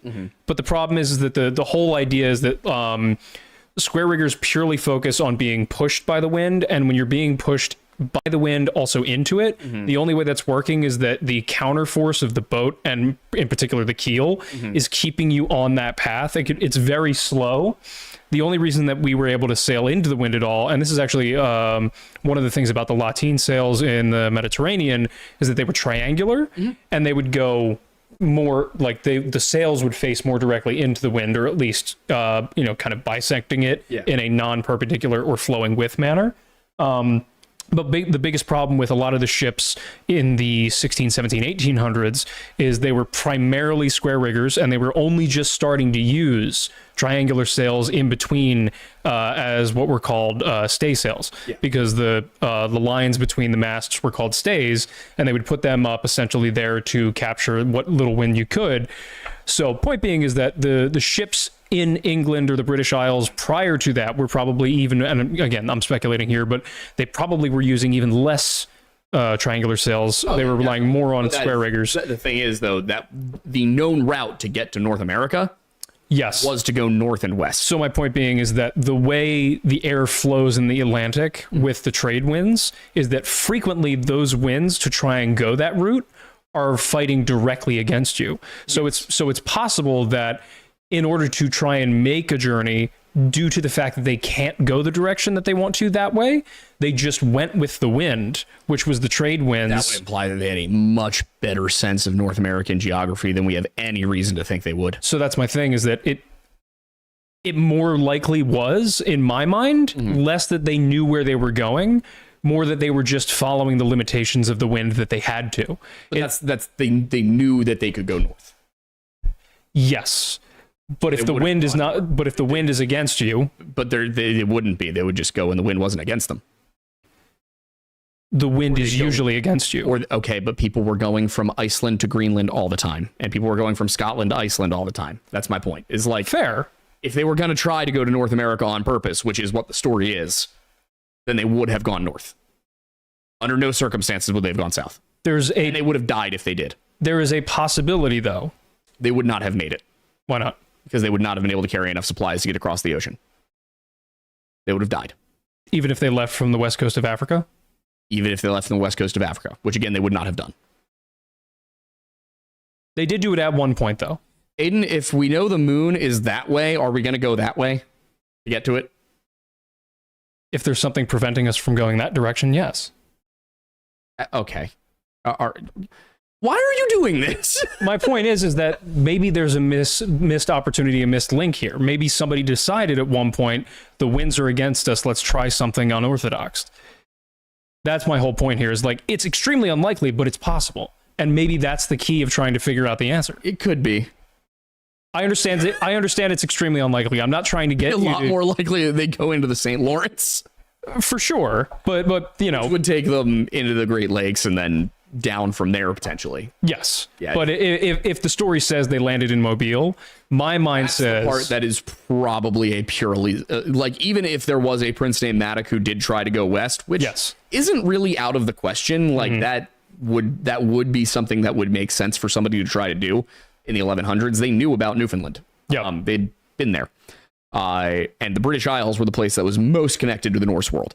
So they knew there was land to the west. We have Irish legends that mention there being land to the west and people accidentally finding it and then getting blown back to Britain, which then we see happen to the Vikings, not the Vikings, the Norse. But yeah, so if somebody was going to try and get here, the way they'd do it is that they would go up to Iceland, then Greenland, then Markland, then Vinland, and then west. And the point I'm trying to make is that the only way for them to have landed in Mobile to make sense is if they had followed the trade winds. Yes. And I'm saying that was extremely unlikely. Yes. Yeah, that's what I'm not saying it's impossible. I'm just saying that like every single shred of evidence is against it. Yes. It's kind of like looking at 9/11 and being like, oh, well, it was definitely thermite charges when you can watch the plane fly into it. It's like there's a more likely option here. Yeah. It's like saying that, a child was kidnapped by Bigfoot when there's video of somebody picking them up in a white van. It's like saying a random stranger broke into your house and killed your child when they left an extremely long note that took 20 minutes to write. Yeah, it's like saying that your 15-year-old deeply autistic son who hates walking barefoot anywhere and doesn't like being uncomfortable at all left the house in the middle of the night for no foreseen reason and didn't bring his shoes when the only person who was there as a witness has an alibi of I was asleep. And he, like you said, hates being barefoot. Hates being barefoot. Anyway, I think it's very much question time. Yeah. Oh, hi, buddy. You want to come on? I gotta reload this. Archie, would you like some uppies? All right, I'm definitely going to change the setup a little bit before next show. Why? Because a little bit, yeah. You should just get little monitors. I agree. That was my thought. Yeah. But on Timcast, I like them. Yeah, I'm down. I was a big fan of having those. I'm all in. All right, yeah. So we're gonna, as we said at the beginning of the show, we're gonna go until the 7:45 questions, primarily just because now we've officially gone extremely over, and we have homes that we have to get back to and things that we need to do. Yeah, exactly. Oh, lordy me. So anyway, the first is from the Rude Canadian for Canadian $2. Thank you. Says, could a sufficiently advanced AI be Christian? Clankers don't have souls. No. When's the last time you watched iRobot, just out of curiosity? Yeah. Be worth a rewatch. It would be worth a rewatch. Flaw says, a Gore Lodge live yippee. I don't think this has been particularly gory, but hi, Flaw. What? It's a real log pusher comment. Yeah. By the way, Flaw and I and a few others have been playing Helldivers on Friday nights from 6 to 9 p.m. So feel free to join us in the chat over on the Aiden Mattis channel for those, because I used to get like 250 viewers per stream, and then we stopped doing premieres, so I stopped being able to redirect people. So please go check it out. Also, if you like coffee, we have it. It's called Mount Pocono Perk. It's from Tableau Roasting Company. You get it from tableauroastingco.com under the collaborations tab. That helps fund the show. Yeah, I just pre-made our coffee. I ground it this evening, so that way the maker will have it made by it's good stuff. 7. Will I be up at 7? No shot. Oh, dude, you got to get one of the one we have. The Cuisinart we have. You can program it to like grind at 7 a.m. and brew your coffee. Oh, that's cool. Yeah, like fresh ground at 7 automatically. Oh, that's nice. Yeah. Sweet. I'll send you a link for it, or maybe I'll get you for Christmas. Oh, there we go. Yeah, I've been trying to think of ideas for everybody for presents this year. Anyway, Andrew... At some point. What is this? I'm going to get you hiking boots at some point. Mine work so well. I hate you. I wear steel toes on every trip, and it annoys him so much.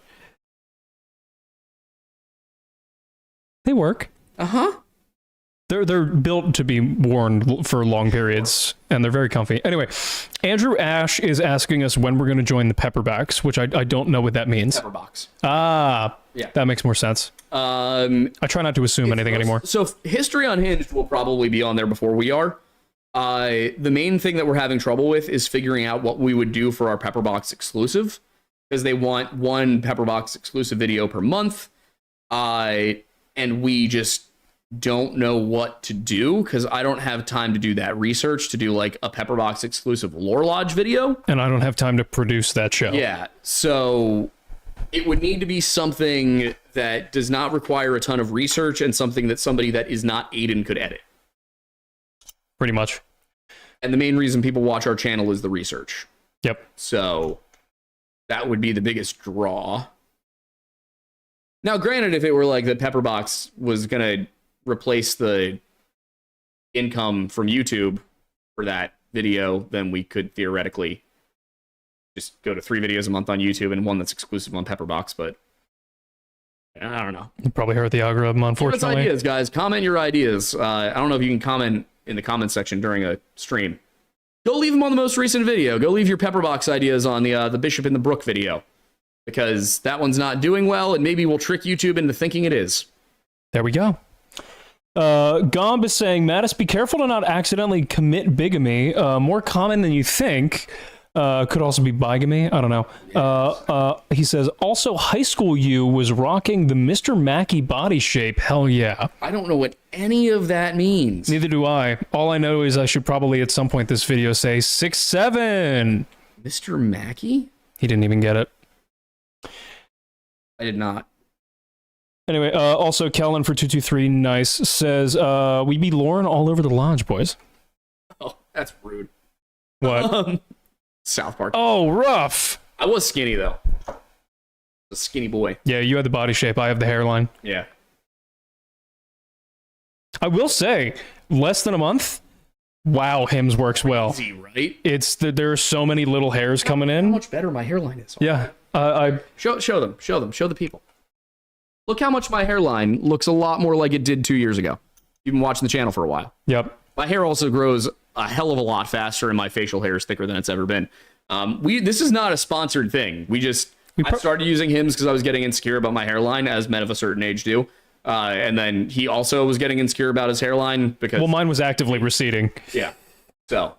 My hairline's always been really deep, even when I was a child, and then it started to get deeper, and I was like, maybe it's just my ponytails, because my hair was still really long at the time, pulling them out, and then I cut all my hair off, and it didn't change, and I was like, oh no. Yeah. Yeah. But yeah, we're vibing, we're thriving. Anyway, Ask Lore for 556 says, that missing civilization is the Musculus Christianimus. Muscular Christianity again. They're bringing it back. Did it really ever go anywhere? I'm going to have to ask my priest about muscular Christianity. You should. Yeah. We had a fun time talking about various heresies and cults after church yesterday. It's fun. Dude, I love church coffee hour. Great time. I just get to chill with the priest and the deacon and some of the other guys and chat. Is that like an official thing, or? We just go down to the basement and have coffee. Great. Just you and them, or is it like open to everybody? It's open to everybody in the church, which is a small group of people. Very small church. Although my priest did say that if I knew anybody who was interested in coming to Inquirers classes, to let them know. So if you have any interest. What technically are Inquirers classes? Just people who are interested in learning more about that specific church? For people who are considering joining the church. Okay. So if you have any interest, even just to learn. I may just. He's a cool dude. I like my priest a lot. Felix Brewer's been a member for 10 months. Gomb is back, saying, still driving back from Blobfest, got off that highway 3 days ago. He'll never make it home. No, he never will. At least he's still alive, though. Nothing but 8-ish tall corn on both sides of me since then. It's been a long trip. Brother, are you in Iowa? Yeah. That sounds like Iowa, all right. You may have taken a wrong turn. It was just corn. Far as the eye can see. Literally couldn't see anything else, other than some awesome crop duster pilots. Oh yeah, there were some cool crop duster pilots. Yeah. It was corn, crop dusters, and windmills, and that was it. Yep. Pseudo Legend is back, saying, recompense for the dino derail on Friday. Don't smite me, Lore Father. What is he referring to?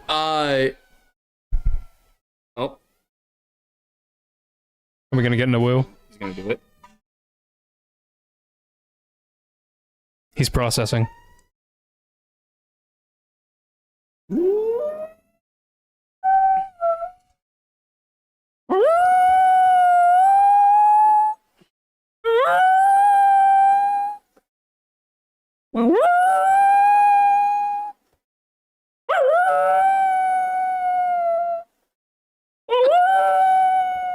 Good boy.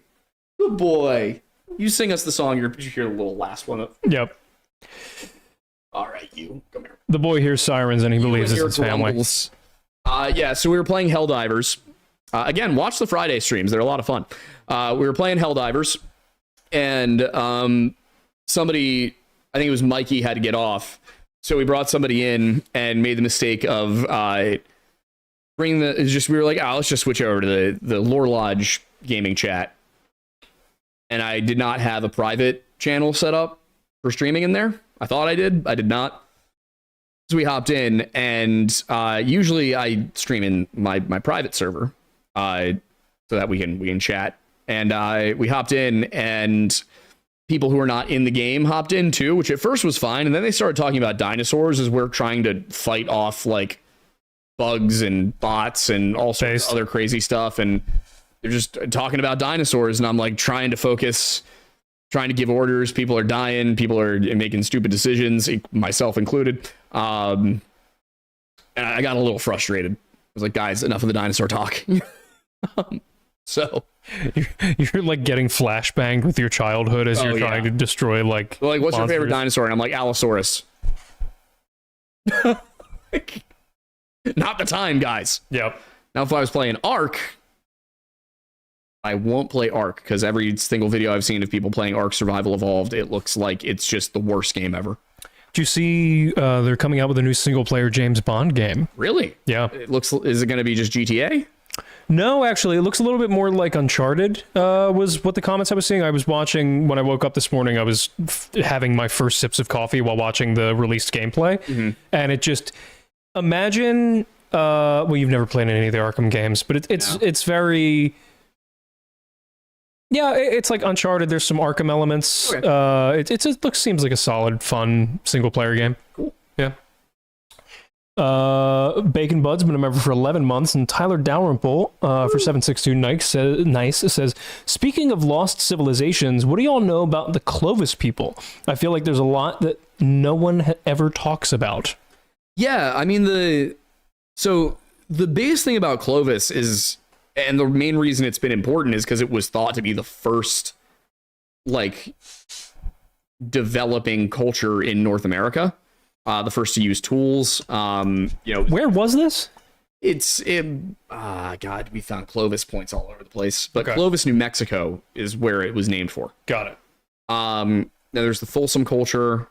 And it was thought that this was the oldest one. It's not. We've now found out people were definitely here before that. The idea, though, was that that was when people first got to North America, was around 13,500 years ago. Now we know it was at least double that. And then there is the Topper site in North Carolina, which may suggest that people were here as early as 50,000 years ago. Then there's the Cheruti Mastodon site, which would be at the dawn of the existence of Homo sapiens, like 120,000 years ago. I've heard nothing of this. Where is it? It's in California. Really? Yeah. Now, here's the thing. The whole thing is that they believe they might have found tool marks on mastodon bones, which would almost suggest it was a different hominid entirely. I was going to say, yeah, because we had several different forms of hominid at that time. It could have been... Denisovans would probably have been the most likely. Wild. Or it could have been Homo sapiens. Yeah. Was Homo habilis still then? I think they were gone by then. Okay. Erectus and habilis, I think, were long gone. Or at least, did they ever make it out of... Did they make it out of Africa? I don't know. I don't know enough of anthropology. Anthropology for me. Yeah. Fair enough. Yeah. Rums Trains has been a member for 16 months. Woo! Kellen is saying, professional sports are a tool of the government to keep you from dry firing in your spare time. They're not keeping me from doing it. They have failed. I'm live firing. Hell yeah, brother. Amazing. Dr. Glorfindel's been a member for 12 months. Gom is saying, hey, look up hamstering in cars. Weird phenomena. Please don't do that. Whatever it is, I'm imagining it's bad. That's fair. Because Gomb is suggesting it. Rums Trains for $5 says, sorry, I was hungry, so I used my time travel abilities to go back in time and eat an entire civilization. I was still hungry when I was done. How many? Oh, I had a feeling it was going to be something like that. Why'd you look it up? It almost seems blatantly obvious what it probably is, and I hate that that's now in my brain. What? Huh? While you flashbang yourself, Sarah Sapperly has been a new member, and Rums Trains for $2 says, I'm going to Vor Gomb, which at this point, yeah, he kind of deserves it. Yeah. Also, Shepherd for $5 says, so I need to know because I'm morbidly curious. Luke 22:36 is my favorite verse in the Bible. I need to know how bad it is in the Message. What was it? You look up the regular version, I'll look up the Message version. It's Luke 22:36. Buddy, can you hop down? Thank you. Oh, that's so kind of you. You more fell down. Okay. He's fine. The boy's fine. Luke 22:36. Correct. Luke 22:6. I am not one of those people who has my Bible memorized. Yeah, fair. And he said to them, but now the one who has a money bag must take it, and likewise a traveler's bag, and the one who does not have a sword must sell his cloak and buy one. Is that KJV? That's the Lexham. Okay. The Message... A very literal, like direct, word for word as possible translation. Got it. The Message says, he said, this is different. Get ready for trouble. Look to what you'll need. There are difficult times ahead. Pawn your coat and get a sword. What was written in Scripture, he was lumped in with the criminals, gets its final meaning in me. Everything written about me is now coming to a conclusion. Honestly, not as bad as I thought it'd be. That could have been a lot worse. Yeah. Take up thine gat. Amazing. Local Legends Bert Moran has been a member for 15 months. How you doing, Bert? Gom says... Somebody said, Raylan Givens tweeted at me and said, watching your live show, you mentioned Purple Frog Wine. You mean Purple Toad? Yes, I did mean Purple Toad. There we go. Gom says... Oh boy, what is it? How bad is it? Y'all can read it. Gom, I'm sorry, I can't do that one. No, I can't. She was 15. Is it about Sacagawea? It is. And big medicine. There's no need for you to read it. Aloud, at least.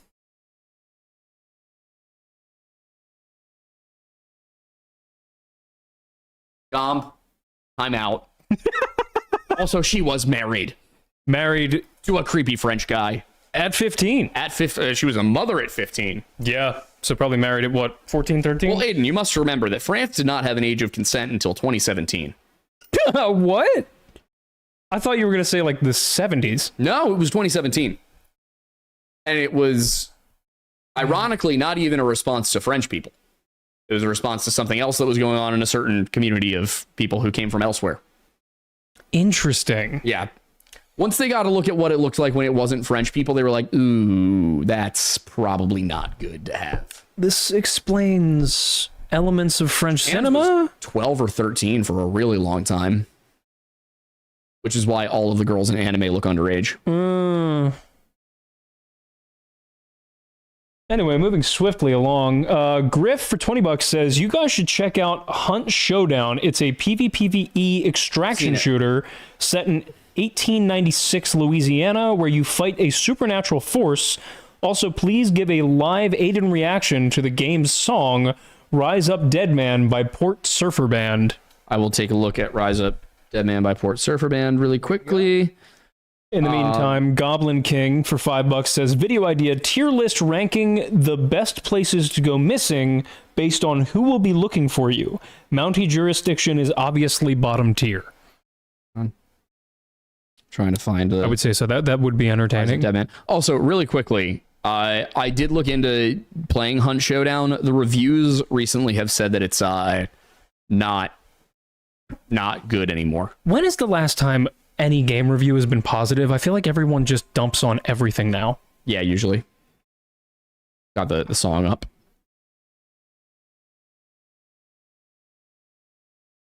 So far, it sounds like the song that played when Death first arrived in Season 5 of Supernatural, which I vibe with.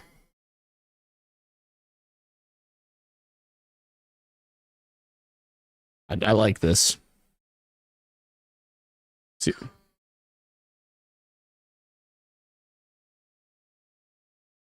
I like it. Yeah, very, very reminiscent of Season 5 Supernatural, Death's entrance.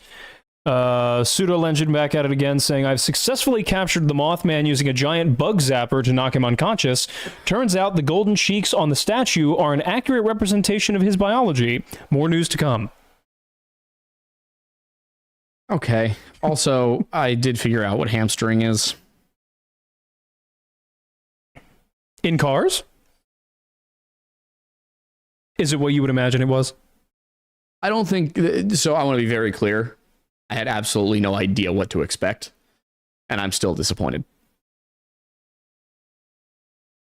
I'm almost certain I am assuming correctly what it is. Probably. You're probably getting it right. Yep. Not happy about it, but you shouldn't be. Oh, wait, we did get a response from YouTube. You guys ready? Thanks for writing back, validating the account. First off, with regard to your subscribers not being notified of new uploads, I checked on your channel. It shows that of the 705,000 subscribers, only 6.2 turned on all notifications for your channel and enabled YouTube notifications. I don't believe that. Notifications can't reach subscribers who disabled notifications on YouTube or signed out. Okay, so we're just going to really quickly... Hey, Tony. The issue isn't notifications. It's that the videos aren't being recommended to people. Please don't try to gaslight us. I worked in digital marketing analytics before I was a content creator. It's not just us. People are complaining across the board.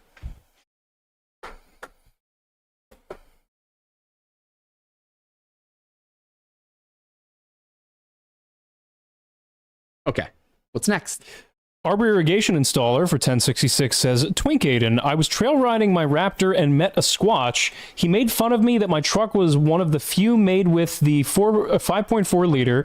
Is it worth the money to upgrade to a 6.2 for cryptid approval? I would say not only is it worth it to upgrade for the cryptid approval, it's also worth it considering the time frame in which you're going to have to replace that 5.4 when its head gasket fails or something else inevitably on it is probably going to just save you money to do the swap now.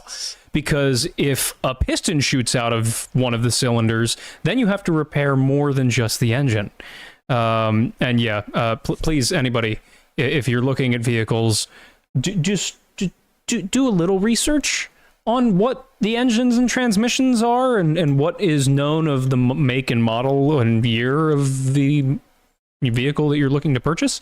Because not all vehicles and not all years of vehicles are made the same. See Dodge transmissions, or see, unfortunately, somebody who's a fan of Ford trucks, several model years of Ford truck engines. Chevy kind of, they're Chevy. Their engines are great. They're the great middle of the road in terms of like, some are great, some suck, but their performance engines are always just phenomenal, and they have incredible aftermarket support. So, not sponsored, just learning a lot. Anyway, moving on. Griff says, check Thornbussy General. I made something. I will after the show, and I look forward to seeing it. Thank you. Dr. Glorfindel for $10 says, since we're on an archaeology, have you ever read Napoleon's Pyramids by William Dietrich? I think Indiana Jones / National Treasure in 1798. Lots of Freemasonry stuff. Not sure how accurate. Ooh, that could be fun. It does. It does sound like it would be. Freemasonry before 1723 is a crapshoot for accuracy, by the way. Like, just not much documentation of it.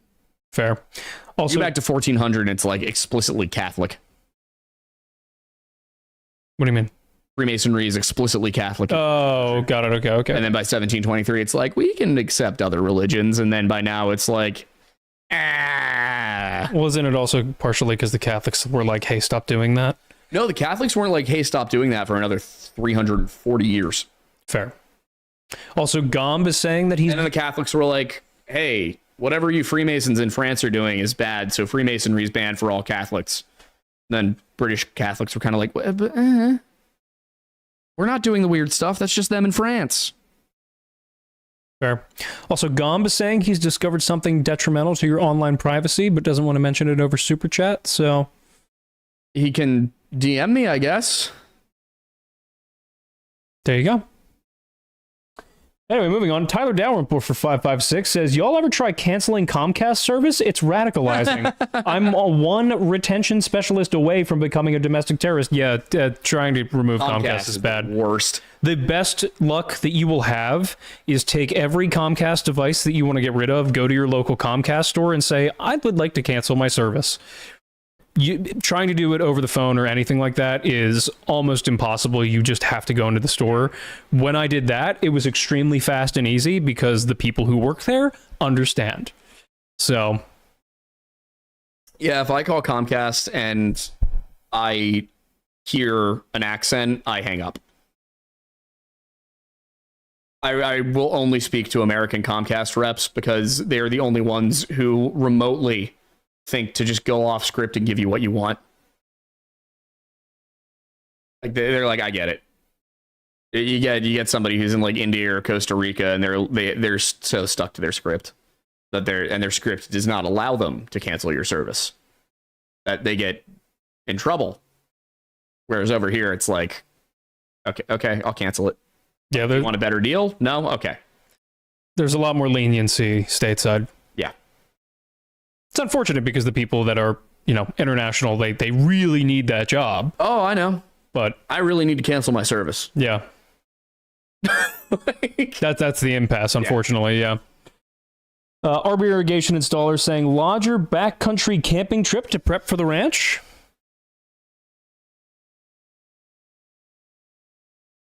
I mean, it can't go catastrophically wrong. It could go a little wrong, though. That's fair. Michael Elmore for $5 is saying, finally got a wedding date. What's your P.O. box to send y'all an invite? I don't expect y'all to drive out to North Carolina for a stranger, but wanted to reach out. We did actually. This is the thing. We did intend to crash. Yeah. I guess not. It's not crashing if you're invited. You're invited, but we did intend to go to the one wedding, and we just weren't able to do it. Yeah. The problem was that we did not have the time to drive all the way out there, and we would have had to fly into a town that was like 3 hours away from where the wedding was. And Mattis isn't flying. I don't like flying. Not a fan of it. Remember, when the next voting cycle comes, pressure your local representatives on whether or not they support promoting and increasing funding for Amtrak, because unfortunately, that is a majority. It's a weird scenario because it's technically a public company, but the majority shareholder is the United States government. Yeah. So ask your local representatives whether or not they are interested in promoting improvements for Amtrak and general rail services, because as we've all seen, whether or not you are or are not afraid of flying, flying is progressively getting worse and worse. There is almost no such thing as a delay-free flight anymore. And it's really unfortunate. It's a shame that the airlines run at such thin margins as they do, even with the subsidies they get. But as a result, really the only other option is driving or train. And train, by far, for anything between like 6 to 16 hours away from you, is gonna be the best bet. It's just that as of right now, they just don't have the money or the infrastructure, which requires money, to actually provide the services that are necessary or beneficial. So, support rail. Yeah. Anyway, Michael Elmore already just answered that, but Gom is back saying, where is the Luigi plush? Is he safe? Is he all right? Yes. He's downstairs. Murphy. Also, we didn't give a P.O. box. We don't have one. We just have our address. Yeah. Which is a business address. So, I mean, probably good giving that to people, right? Yeah. Worst case scenario, just email us at thelorelodge@gmail.com and we'll send it to you. Do that and we'll get it back to you. Yeah. Also, if you ever do find out our address, I will reiterate, do not come here without asking first. Just don't, because I don't know what your intentions are. Yeah. Even I might get trigger happy. Even if it's just like, hey, I'm going to be running through town. Could I stop by? It might be a yes. It might be a we're out of town that day, but thanks for thinking of us. Yeah. Because we're never going to be hostile about you asking if you can stop by if you're going to be in town. It's just like, don't show up unannounced because it's a bad idea. That freaks us out. Yep. Because there are people who don't like me and want to harm me. And I like being alive. It took a while to get there. I want to keep it that way. And the problem is that if you don't communicate who you are beforehand, there's no way to know whether or not you're friend or foe. Yeah. So. Anyway, Murphy, well, M space Murphy, says, any updates on Sebastian? No, sadly. I do get texts now and then from people who are connected to it. There's been no movement. Recently, I was told that they really think Chris Proudfoot screwed himself, but I don't. Unless they find Sebastian or they find a body, they're never going to prosecute. It also just unfortunately seems like anybody who isn't directly involved in search and rescue like operations on a day-to-day basis or even on a high level basis is basically just involved in like a grift churn. Yep. At this point that is entirely focused on drama. Yeah. So that's the main reason we've stepped away from covering it. It's just it's kind of gross. Yep. Eleanor de Howler Werewolf Queen for $50. Thank you very much. Says, number one, in the last 2 weeks, what do you think happened to the people? Number three, Night at the Museum in parentheses, quote, the glass, I can't hear you, Sacagawea. 4, would you do a history deep dive in a fictional world like the Legend of Spyro trilogy? We've considered that on a separate channel because it wouldn't really work here. Yeah, but I don't have the time. Yeah. Well, it would literally just have to be you ranting with no script. Yeah. Which could be fun. Yeah, and there would be almost no overlays from my end, and there would be absolutely no sourcing. It would look like OG Lore Lodge, and by that I mean like 2021. Yeah. Which like... it would look a lot prettier. Yeah. But the vibe would be kind of like that, which might be fun, but also the same, we need more time. I'll just get hammered and tell you what I think about Spyro, having played the game on my Game Boy Advance SP 20 years ago. Yeah. I don't remember anything about the lore, so... Also, did you intentionally leave out a number 2? Also, nice Night of the Museum reference. What do you mean by in the last 2 weeks, what do you think happened to the people? Yeah, I don't know what that means. If you mean the viewers, I don't know. I would love for YouTube to tell me. Otherwise, are there people we should be concerned about in particular? The people? The people. I don't know. Darth KK for $5 says, y'all should look into Nicholas Scene, a case in my hometown. A 26-year-old drowned in rock quarry pond that was surrounded by a metal fence. I'm not going to lie, that doesn't sound particularly suspicious to me, knowing the history of things that have happened around here with the quarry ponds. Yeah, that's true. Guys, don't go swimming in quarry ponds. They are extremely dangerous. Why are they extremely dangerous, Aiden? They are extremely dangerous for a couple of reasons. One is because of the chemicals that leach into them as a result of the blasting and just general mining activities that occur there. Especially, it depends on what they were mining. Some ponds have high contents of sulfur. Some ponds have high contents of cobalt. A lot of heavy metals that can poison you, either long-term or very acutely. Also, though the water is flat on the surface, that does not mean underneath the surface it is a nice normal pool shaped. There are usually and frequently lots of jagged rocks and usually machines and or mechanical parts that they did not want to pay to remove that have just been left in there that are now covered with water. A lot of places that you can get trapped in, or in some instances just fall onto and just break yourself. We have a bridge actually in town that a lot of people used to jump off of when we were younger. I may or may not have done that. You're talking about Yeah. Well, here's the thing. And only recently was I told that there is a subway car underneath that bridge, or a rail car underneath that bridge, that people have gotten caught in and drowned. Wow. Yeah. So please avoid swimming in non-designated swimming areas, primarily just because you don't know safety. what's there. Yeah. That said, what was the area? The area was did not say the area. It's just Nicholas Ceane, Ceane, 26-year-old who drowned. Ceane. Ane.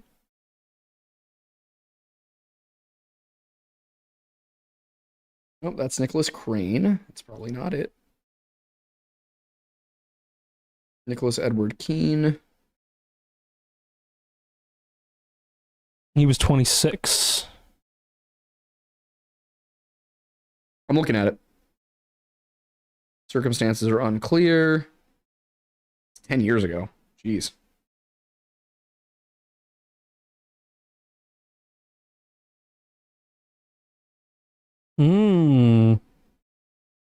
I hate when YouTube is like, there's an SSL error, and I'm like, I don't care. Bring me to the page anyway. And real quick, as you're doing that, you might be able to very easily retort to this one. Dopamine Farmer is saying, hey lads, is it possible for you to do some research and bring some light on Sheila Kern's disappearance on Mount Rainier? Thank you for all that you do as well. No, actually, that's not what I've seen. No? Sheila Kern, that does not sound familiar. It's fitting considering we're literally doing a video on Mount Rainier that's coming out on Friday. How do you spell Kern? Kearns. Sheila Kearns. How's Sheila spelled? Oh, yeah, there it is. When was it? 96. Okay.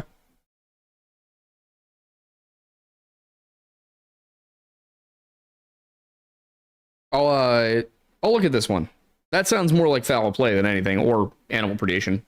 But also, what did they say about Nicholas Keene? 26-year-old drowned in a quarry pond. It says it was in a library pond. A library? Like a pond out front of a library? That's what I would assume. That's far more concerning. Yeah, found floating in a pond near the Rockland Library. It was near the Rockland Library, so not a particularly high pond either. No, and that's I'll see what I can find. There doesn't seem like there is a ton of information about this. Okay. Which always makes it difficult, but I can look into it and see what I can dig up. Yeah, no. Sir Half Inch for $10 says, I don't have a question or a funny comment, so here's some money. Also unrelated, but I'm hoping the Eagles crush the Chiefs Sunday. Oh, so am I. So are we. Yeah, it was pretty easy to bet on the game. Considering how they played last week, I'm meeting the Chiefs. Yeah. I'm not feeling too concerned. Why did we run it? We took a running back? From who? The Jaguars? Did we trade anybody? 2026 5th and 6th round pick? We have Dylan back there. And we have somebody else, don't we? I don't know. You know the lineup better than I do. I do. Miss Maury says, I want to see an Aiden It's Always Trains video. Yeah, I was going to say, we have Will Shipley and A.J. Dillon. I don't know why we need somebody behind Barkley. They've both been fine. Fair. I would totally do it. I don't think either of them are Gainwell. Yeah, that's fair. Which could have just kept Gainwell. That's fair. I would totally do an It's in Always Trains video, because the more time that goes on and the more I learn about different subjects, it really It's always trains. It really does always come. Dude, the entire main line is trains. That's true. Like the whole reason our entire train lane. Yeah. Well, like the whole reason it's all like old money and stuff is because it was manufactured by the railroad to seem like old money, so all the railroad tycoons could move out there with their families into nice Welsh looking houses. And then how did I lose every single one of those bets? You know what one of these bets was that lost? What? I bet that DeAndre Swift and Aaron Jones would have, those are the running backs for the the Vikings and the Bears, bet they'd have 15 or more rushing yards each in the first quarter. How much they get? Not 15. Wow. I am genuinely flabbergasted. I expected that at the very least would be a winning bet. That's fair. Next, we have Tyler Dalrymple for 569 saying, I actually know some black Israelites. They wear fringe and tassels on all their clothes. I don't know why, but they have a good sense of humor, though. Why? At least they're chill. Bussin' with Butch, $10 says, do you... What a name. I know, it's great, right? Says... This one's pretty specific for you. Do you think the Potawatomi were part of this civilization, sending love from the Nottawasepi Huron band of Potawatomi? The Potawatomi would have not been... No, they would be... they're Anishinaabe. Yeah. Interesting. So that would be the group that moved west. Fair enough. Potentially after encountering the Vikings. Interesting. Alyssa Stewarton for $10 says, Michelle Gibson on YouTube talks about not missing civilizations, but about the rewriting of true history in order to invert the planet's natural free energy grid, including ley lines. What? Yes. Can you rewrite it? Yes. What the hell are ley lines? Okay. I'm not even sure. Google. There's like, no, I know the general idea, but like ley lines are... I have the... Yeah, go for it. I'm trying to figure out how to put it into words. Ley lines are the hypothetical straight alignments of ancient sites, landmarks, and geographical features first theorized by Alfred Watkins in the 1920s as pre-existing ancient trackways.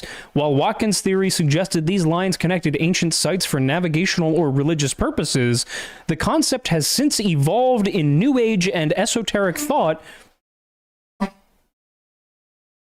Poor guy. Buddy, you okay? To be invisible energy pathways connecting sacred sites and holding mystical or spiritual power. Is he okay? Did he eat something? No, I think I was getting him scratches on his neck, and I think he just... It sounds like he's got... He's fine. Okay. Scientific evidence for their existence is lacking, and critics argue that straight lines can easily be found between many points on a map. That's kind of the thing, is like, if you draw a straight line through basically any part of Europe, you're going to hit a whole bunch of different things. Well, also, wait, hang on. Can we also talk about the fact that this is the entire reason that triangle weirdness ever became a thing? Yeah. Because it's like, think about this for a second. If a straight line is the like shortest distance between 2 points, and a triangle is the shape with the least amount of lines, and also threes being the idea of things are no longer a coincidence, something is happening, you can find literally any three things in the world and call it a triangle of weirdness. It's not, buddy. It's not as big of a deal as you guys think it is, guys. I'm not saying you guys, but you know what I mean. But yeah, that is a hilarious thought process. Yeah. What are you craving attention? Yes, you are. Next is Bigless 567. Sorry. Is a new member.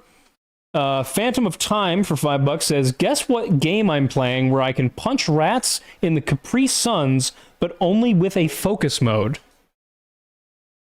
What? Guess what game I'm playing where I can punch rats in the Capri Suns, but only with a focus mode. I have to imagine Capri Sun is a euphemism. I figure it is, but I have no idea. Not a clue. Let us know down below. Alyssa Stewarton is back saying, dude, Aztecs absolutely had smelting just before they were taken out. Watch Blind Frog Ranch. They had gallium 500 years before it was discovered in France in the 1800s. I'm deeply skeptical of that. The Look gallium, into it, but I'm deeply skeptical of that. the gallium, I'd believe. I don't know what gallium is. Gallium is the metal that has such a low melting temperature, it melts in your hand. Okay, that's not what smelting is, though.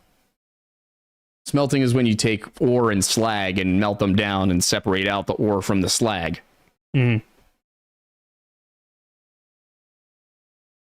So that's a different... I understand where you're coming from, but that's a different thing. Yeah. Also, I don't know if gallium would be useful for anything if it's that low of a melting point. My point was more that they hadn't figured out how to smelt useful metals like copper and tin. Yep. Or iron. I was going to say, I wonder what the level of deposits are around there as well. There's pretty significant copper mines in North America. Yeah. I don't know about down in Mexico. That's the thing. Yeah. Liz Jordan says, and the Native Americans were mining copper for thousands of years around Lake Superior, as an addition to her previous comment. Ooh, nice. That is true. They were mining copper. They just weren't smelting it. They were beating it. Yep. Dreadnought for $10 says, I just wanted to support you as you are one of my favorite to listen to. I enjoy the missing person stuff, but really enjoy the creepier content like the Skinwalker and Kandahar Giant videos. Thank you. I would love to do more of those. Unfortunately, YouTube only shows our missing persons videos to people. And now they won't even show those. So. Classic. Yeah. As I've been, I mean, I think I said this in one of the more recent videos, like, the best way that you guys can get the content you want to see out of us is by subscribing to the Patreon. Not because we're going to put it there, like, in addition to putting stuff on YouTube, but if we can get to the point where we are bringing in enough money on Patreon to not really worry about what's coming in from YouTube, we can do whatever it is you guys want. Like, I can do deep dives into things. And we will, as of October, as so long as we are capable of getting ahead by that point, we will be putting up the videos ad-free on Patreon. Yeah. The only reason I'm not doing that right now is because on the tight timeline that we currently have, I don't have the time in a week to do that consistently. There are some weeks where I do have the time, but whenever we do a larger video, I don't. So it just, things are tight as they are, but when we're ahead, yeah, I'm going to try and get ahead by a week or two, and then he should have the time to go in and take out the ads and make sure that it's ready to go. And then ad-free episodes on Patreon. Yep. So a little extra bonus to actually subscribe to the Patreon beyond all the merch and stuff that it gets you. I will say, like, the more support we have on Patreon, the more we can do. Yep. That is real. That's why we have the $1 tier, is so that you can go there and you can just not even think about it. It's just like, hey, I'll give $1. And if everybody gave $1, we would be making movies. If all 705,000 of you would donate $1 a month, we'd be making films, full-scale documentaries and fiction pieces. And we literally wrote an outline to an entire feature film on the road trip out to Montana. We just have no time to actually write the script and then shoot it. Yes. We don't have the money either. Literally the only time we had to work on the movies that we want to be making was while we were in the car. Yeah.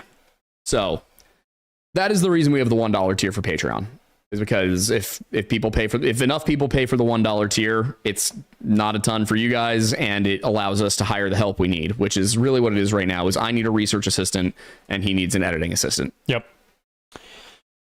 But we want to be able to pay those people a fair wage. We don't want to go on Fiverr and hire somebody from Central America and pay him $5 an hour. We want to hire an American who can come into the studio and be part of the company and be a real employee who we can give healthcare and stuff to. Yes. Our desire to be good employers is kind of the thing that's holding us back. So yeah. Anyway, Patrick McNeely for $10 says, since you guys are doing national park tours, when do we get a trip to Steamtown? Also, I know you like abandoned towns. Check out Waterloo Village, New Jersey. Ooh. Anyways, hope you guys had a wonderful weekend. I'm all in anytime. For what? Steamtown. What is Steamtown? I believe that's one of the largest railroad museum type vibes. Yeah. Is it a national park? I don't know. Speaking of national park trips, if you are interested in joining us in Yosemite, you better get on that, because that one is almost sold out. Colorado, on the other hand, which is the more expensive of the two, has not remotely sold out yet, and in fact is not even confirmed yet. Need to sell, I think, 6 or 7 more tickets for that one. So if you want to join us, please go check it out. Oh, wait, I'm an idiot. It's not a national park. It's a national historic site. Okay. It's right in Scranton. Oh, that's Steamtown. Yeah. Like the mall. Yeah. Okay. Yeah. Also, by the way, logistical thing. Is Amanda coming on the California trip? I don't believe so. Okay. What about the Colorado one? No, they're both. I mean, it's just too expensive. Okay, fair enough. We have a wedding to pay for. Yeah, that's fair. Yep. Hi, buddy. Historian Julie upgraded their membership. Thank you. And Cybane has been a member for 10 months. And Eric Brown gave us $10 to say, make the song 2x2 speed, trust. And I believe that's the song from the game. Hold up. Also, while you do that, Sebi C has been a member for 8 months. Mark Nichols has been a member for 10. And that's the end of Super Chats. Woo! All right, let me see if I can... You just set songs to be at a different speed on Spotify? Is that a thing you can do now? I thought it was just podcasts, but... I'll have to pull it up on YouTube then.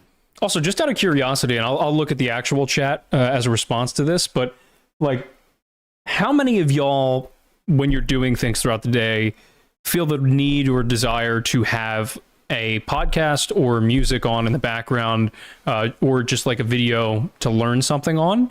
Because I'm finding like the realization that I do that frequently, and it's usually like YouTube videos where I'm learning something like from Veritasium and whatnot.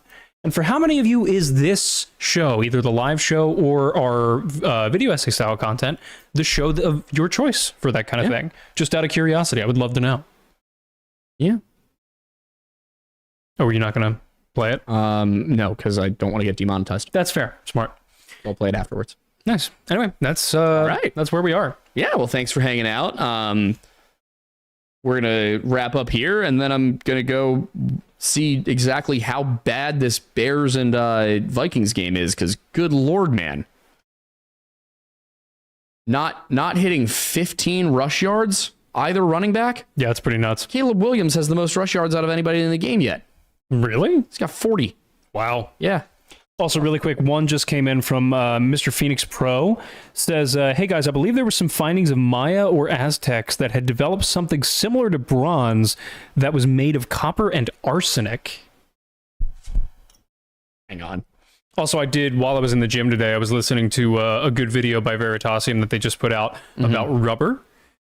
Specifically, were y'all aware that some of you may be aware that rubber actually does come from trees? That is a thing. Mm-hmm. And the way that they made rubber more usable was by smoking it and adding sulfur to make it more stiff. Yeah, there were chemical bonds in it that would form and make the structure more reliable and stronger, because it would cross the little boundaries of elastic carbon chains. But anyway, yeah, really cool.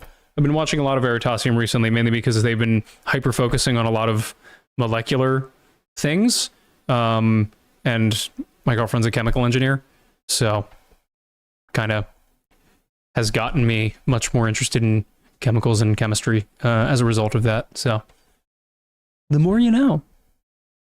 Oh, the Peruvians had it. Oh, really? Yeah. Oh, that's cool. Hey, buddy. Well, anyway, It's interesting. everybody, thank you for stopping by the lodge. Hope you enjoyed the episode. Yeah, It was a fun one. it was. Glad to do something that was right at the 2 hour mark. Yeah. That nice. that was solid. But yeah, we kind of covered everything that we wanted to, both in topic and also redirects for them to check out stuff that we provide. Anything that you want to wrap up the show with this evening? I don't think so. I think that basically takes us out. Sweet. All right, ladies and gentlemen, thank you for stopping by the lodge, and we will see you on Friday with our video on the disappearances of Chet Hansen and Karen Sykes in Mount Rainier National Park, which are actually two of the weirder ones we've covered lately for unexpected reasons. Fair. Should be a fun one. And Yeah. then after that, we'll see you live again next Monday here. I think the boy wants I believe so. Oh, he does. Oh, what a champ. What a champion. Anyway, thanks for stopping by. See you Bye, later. guys.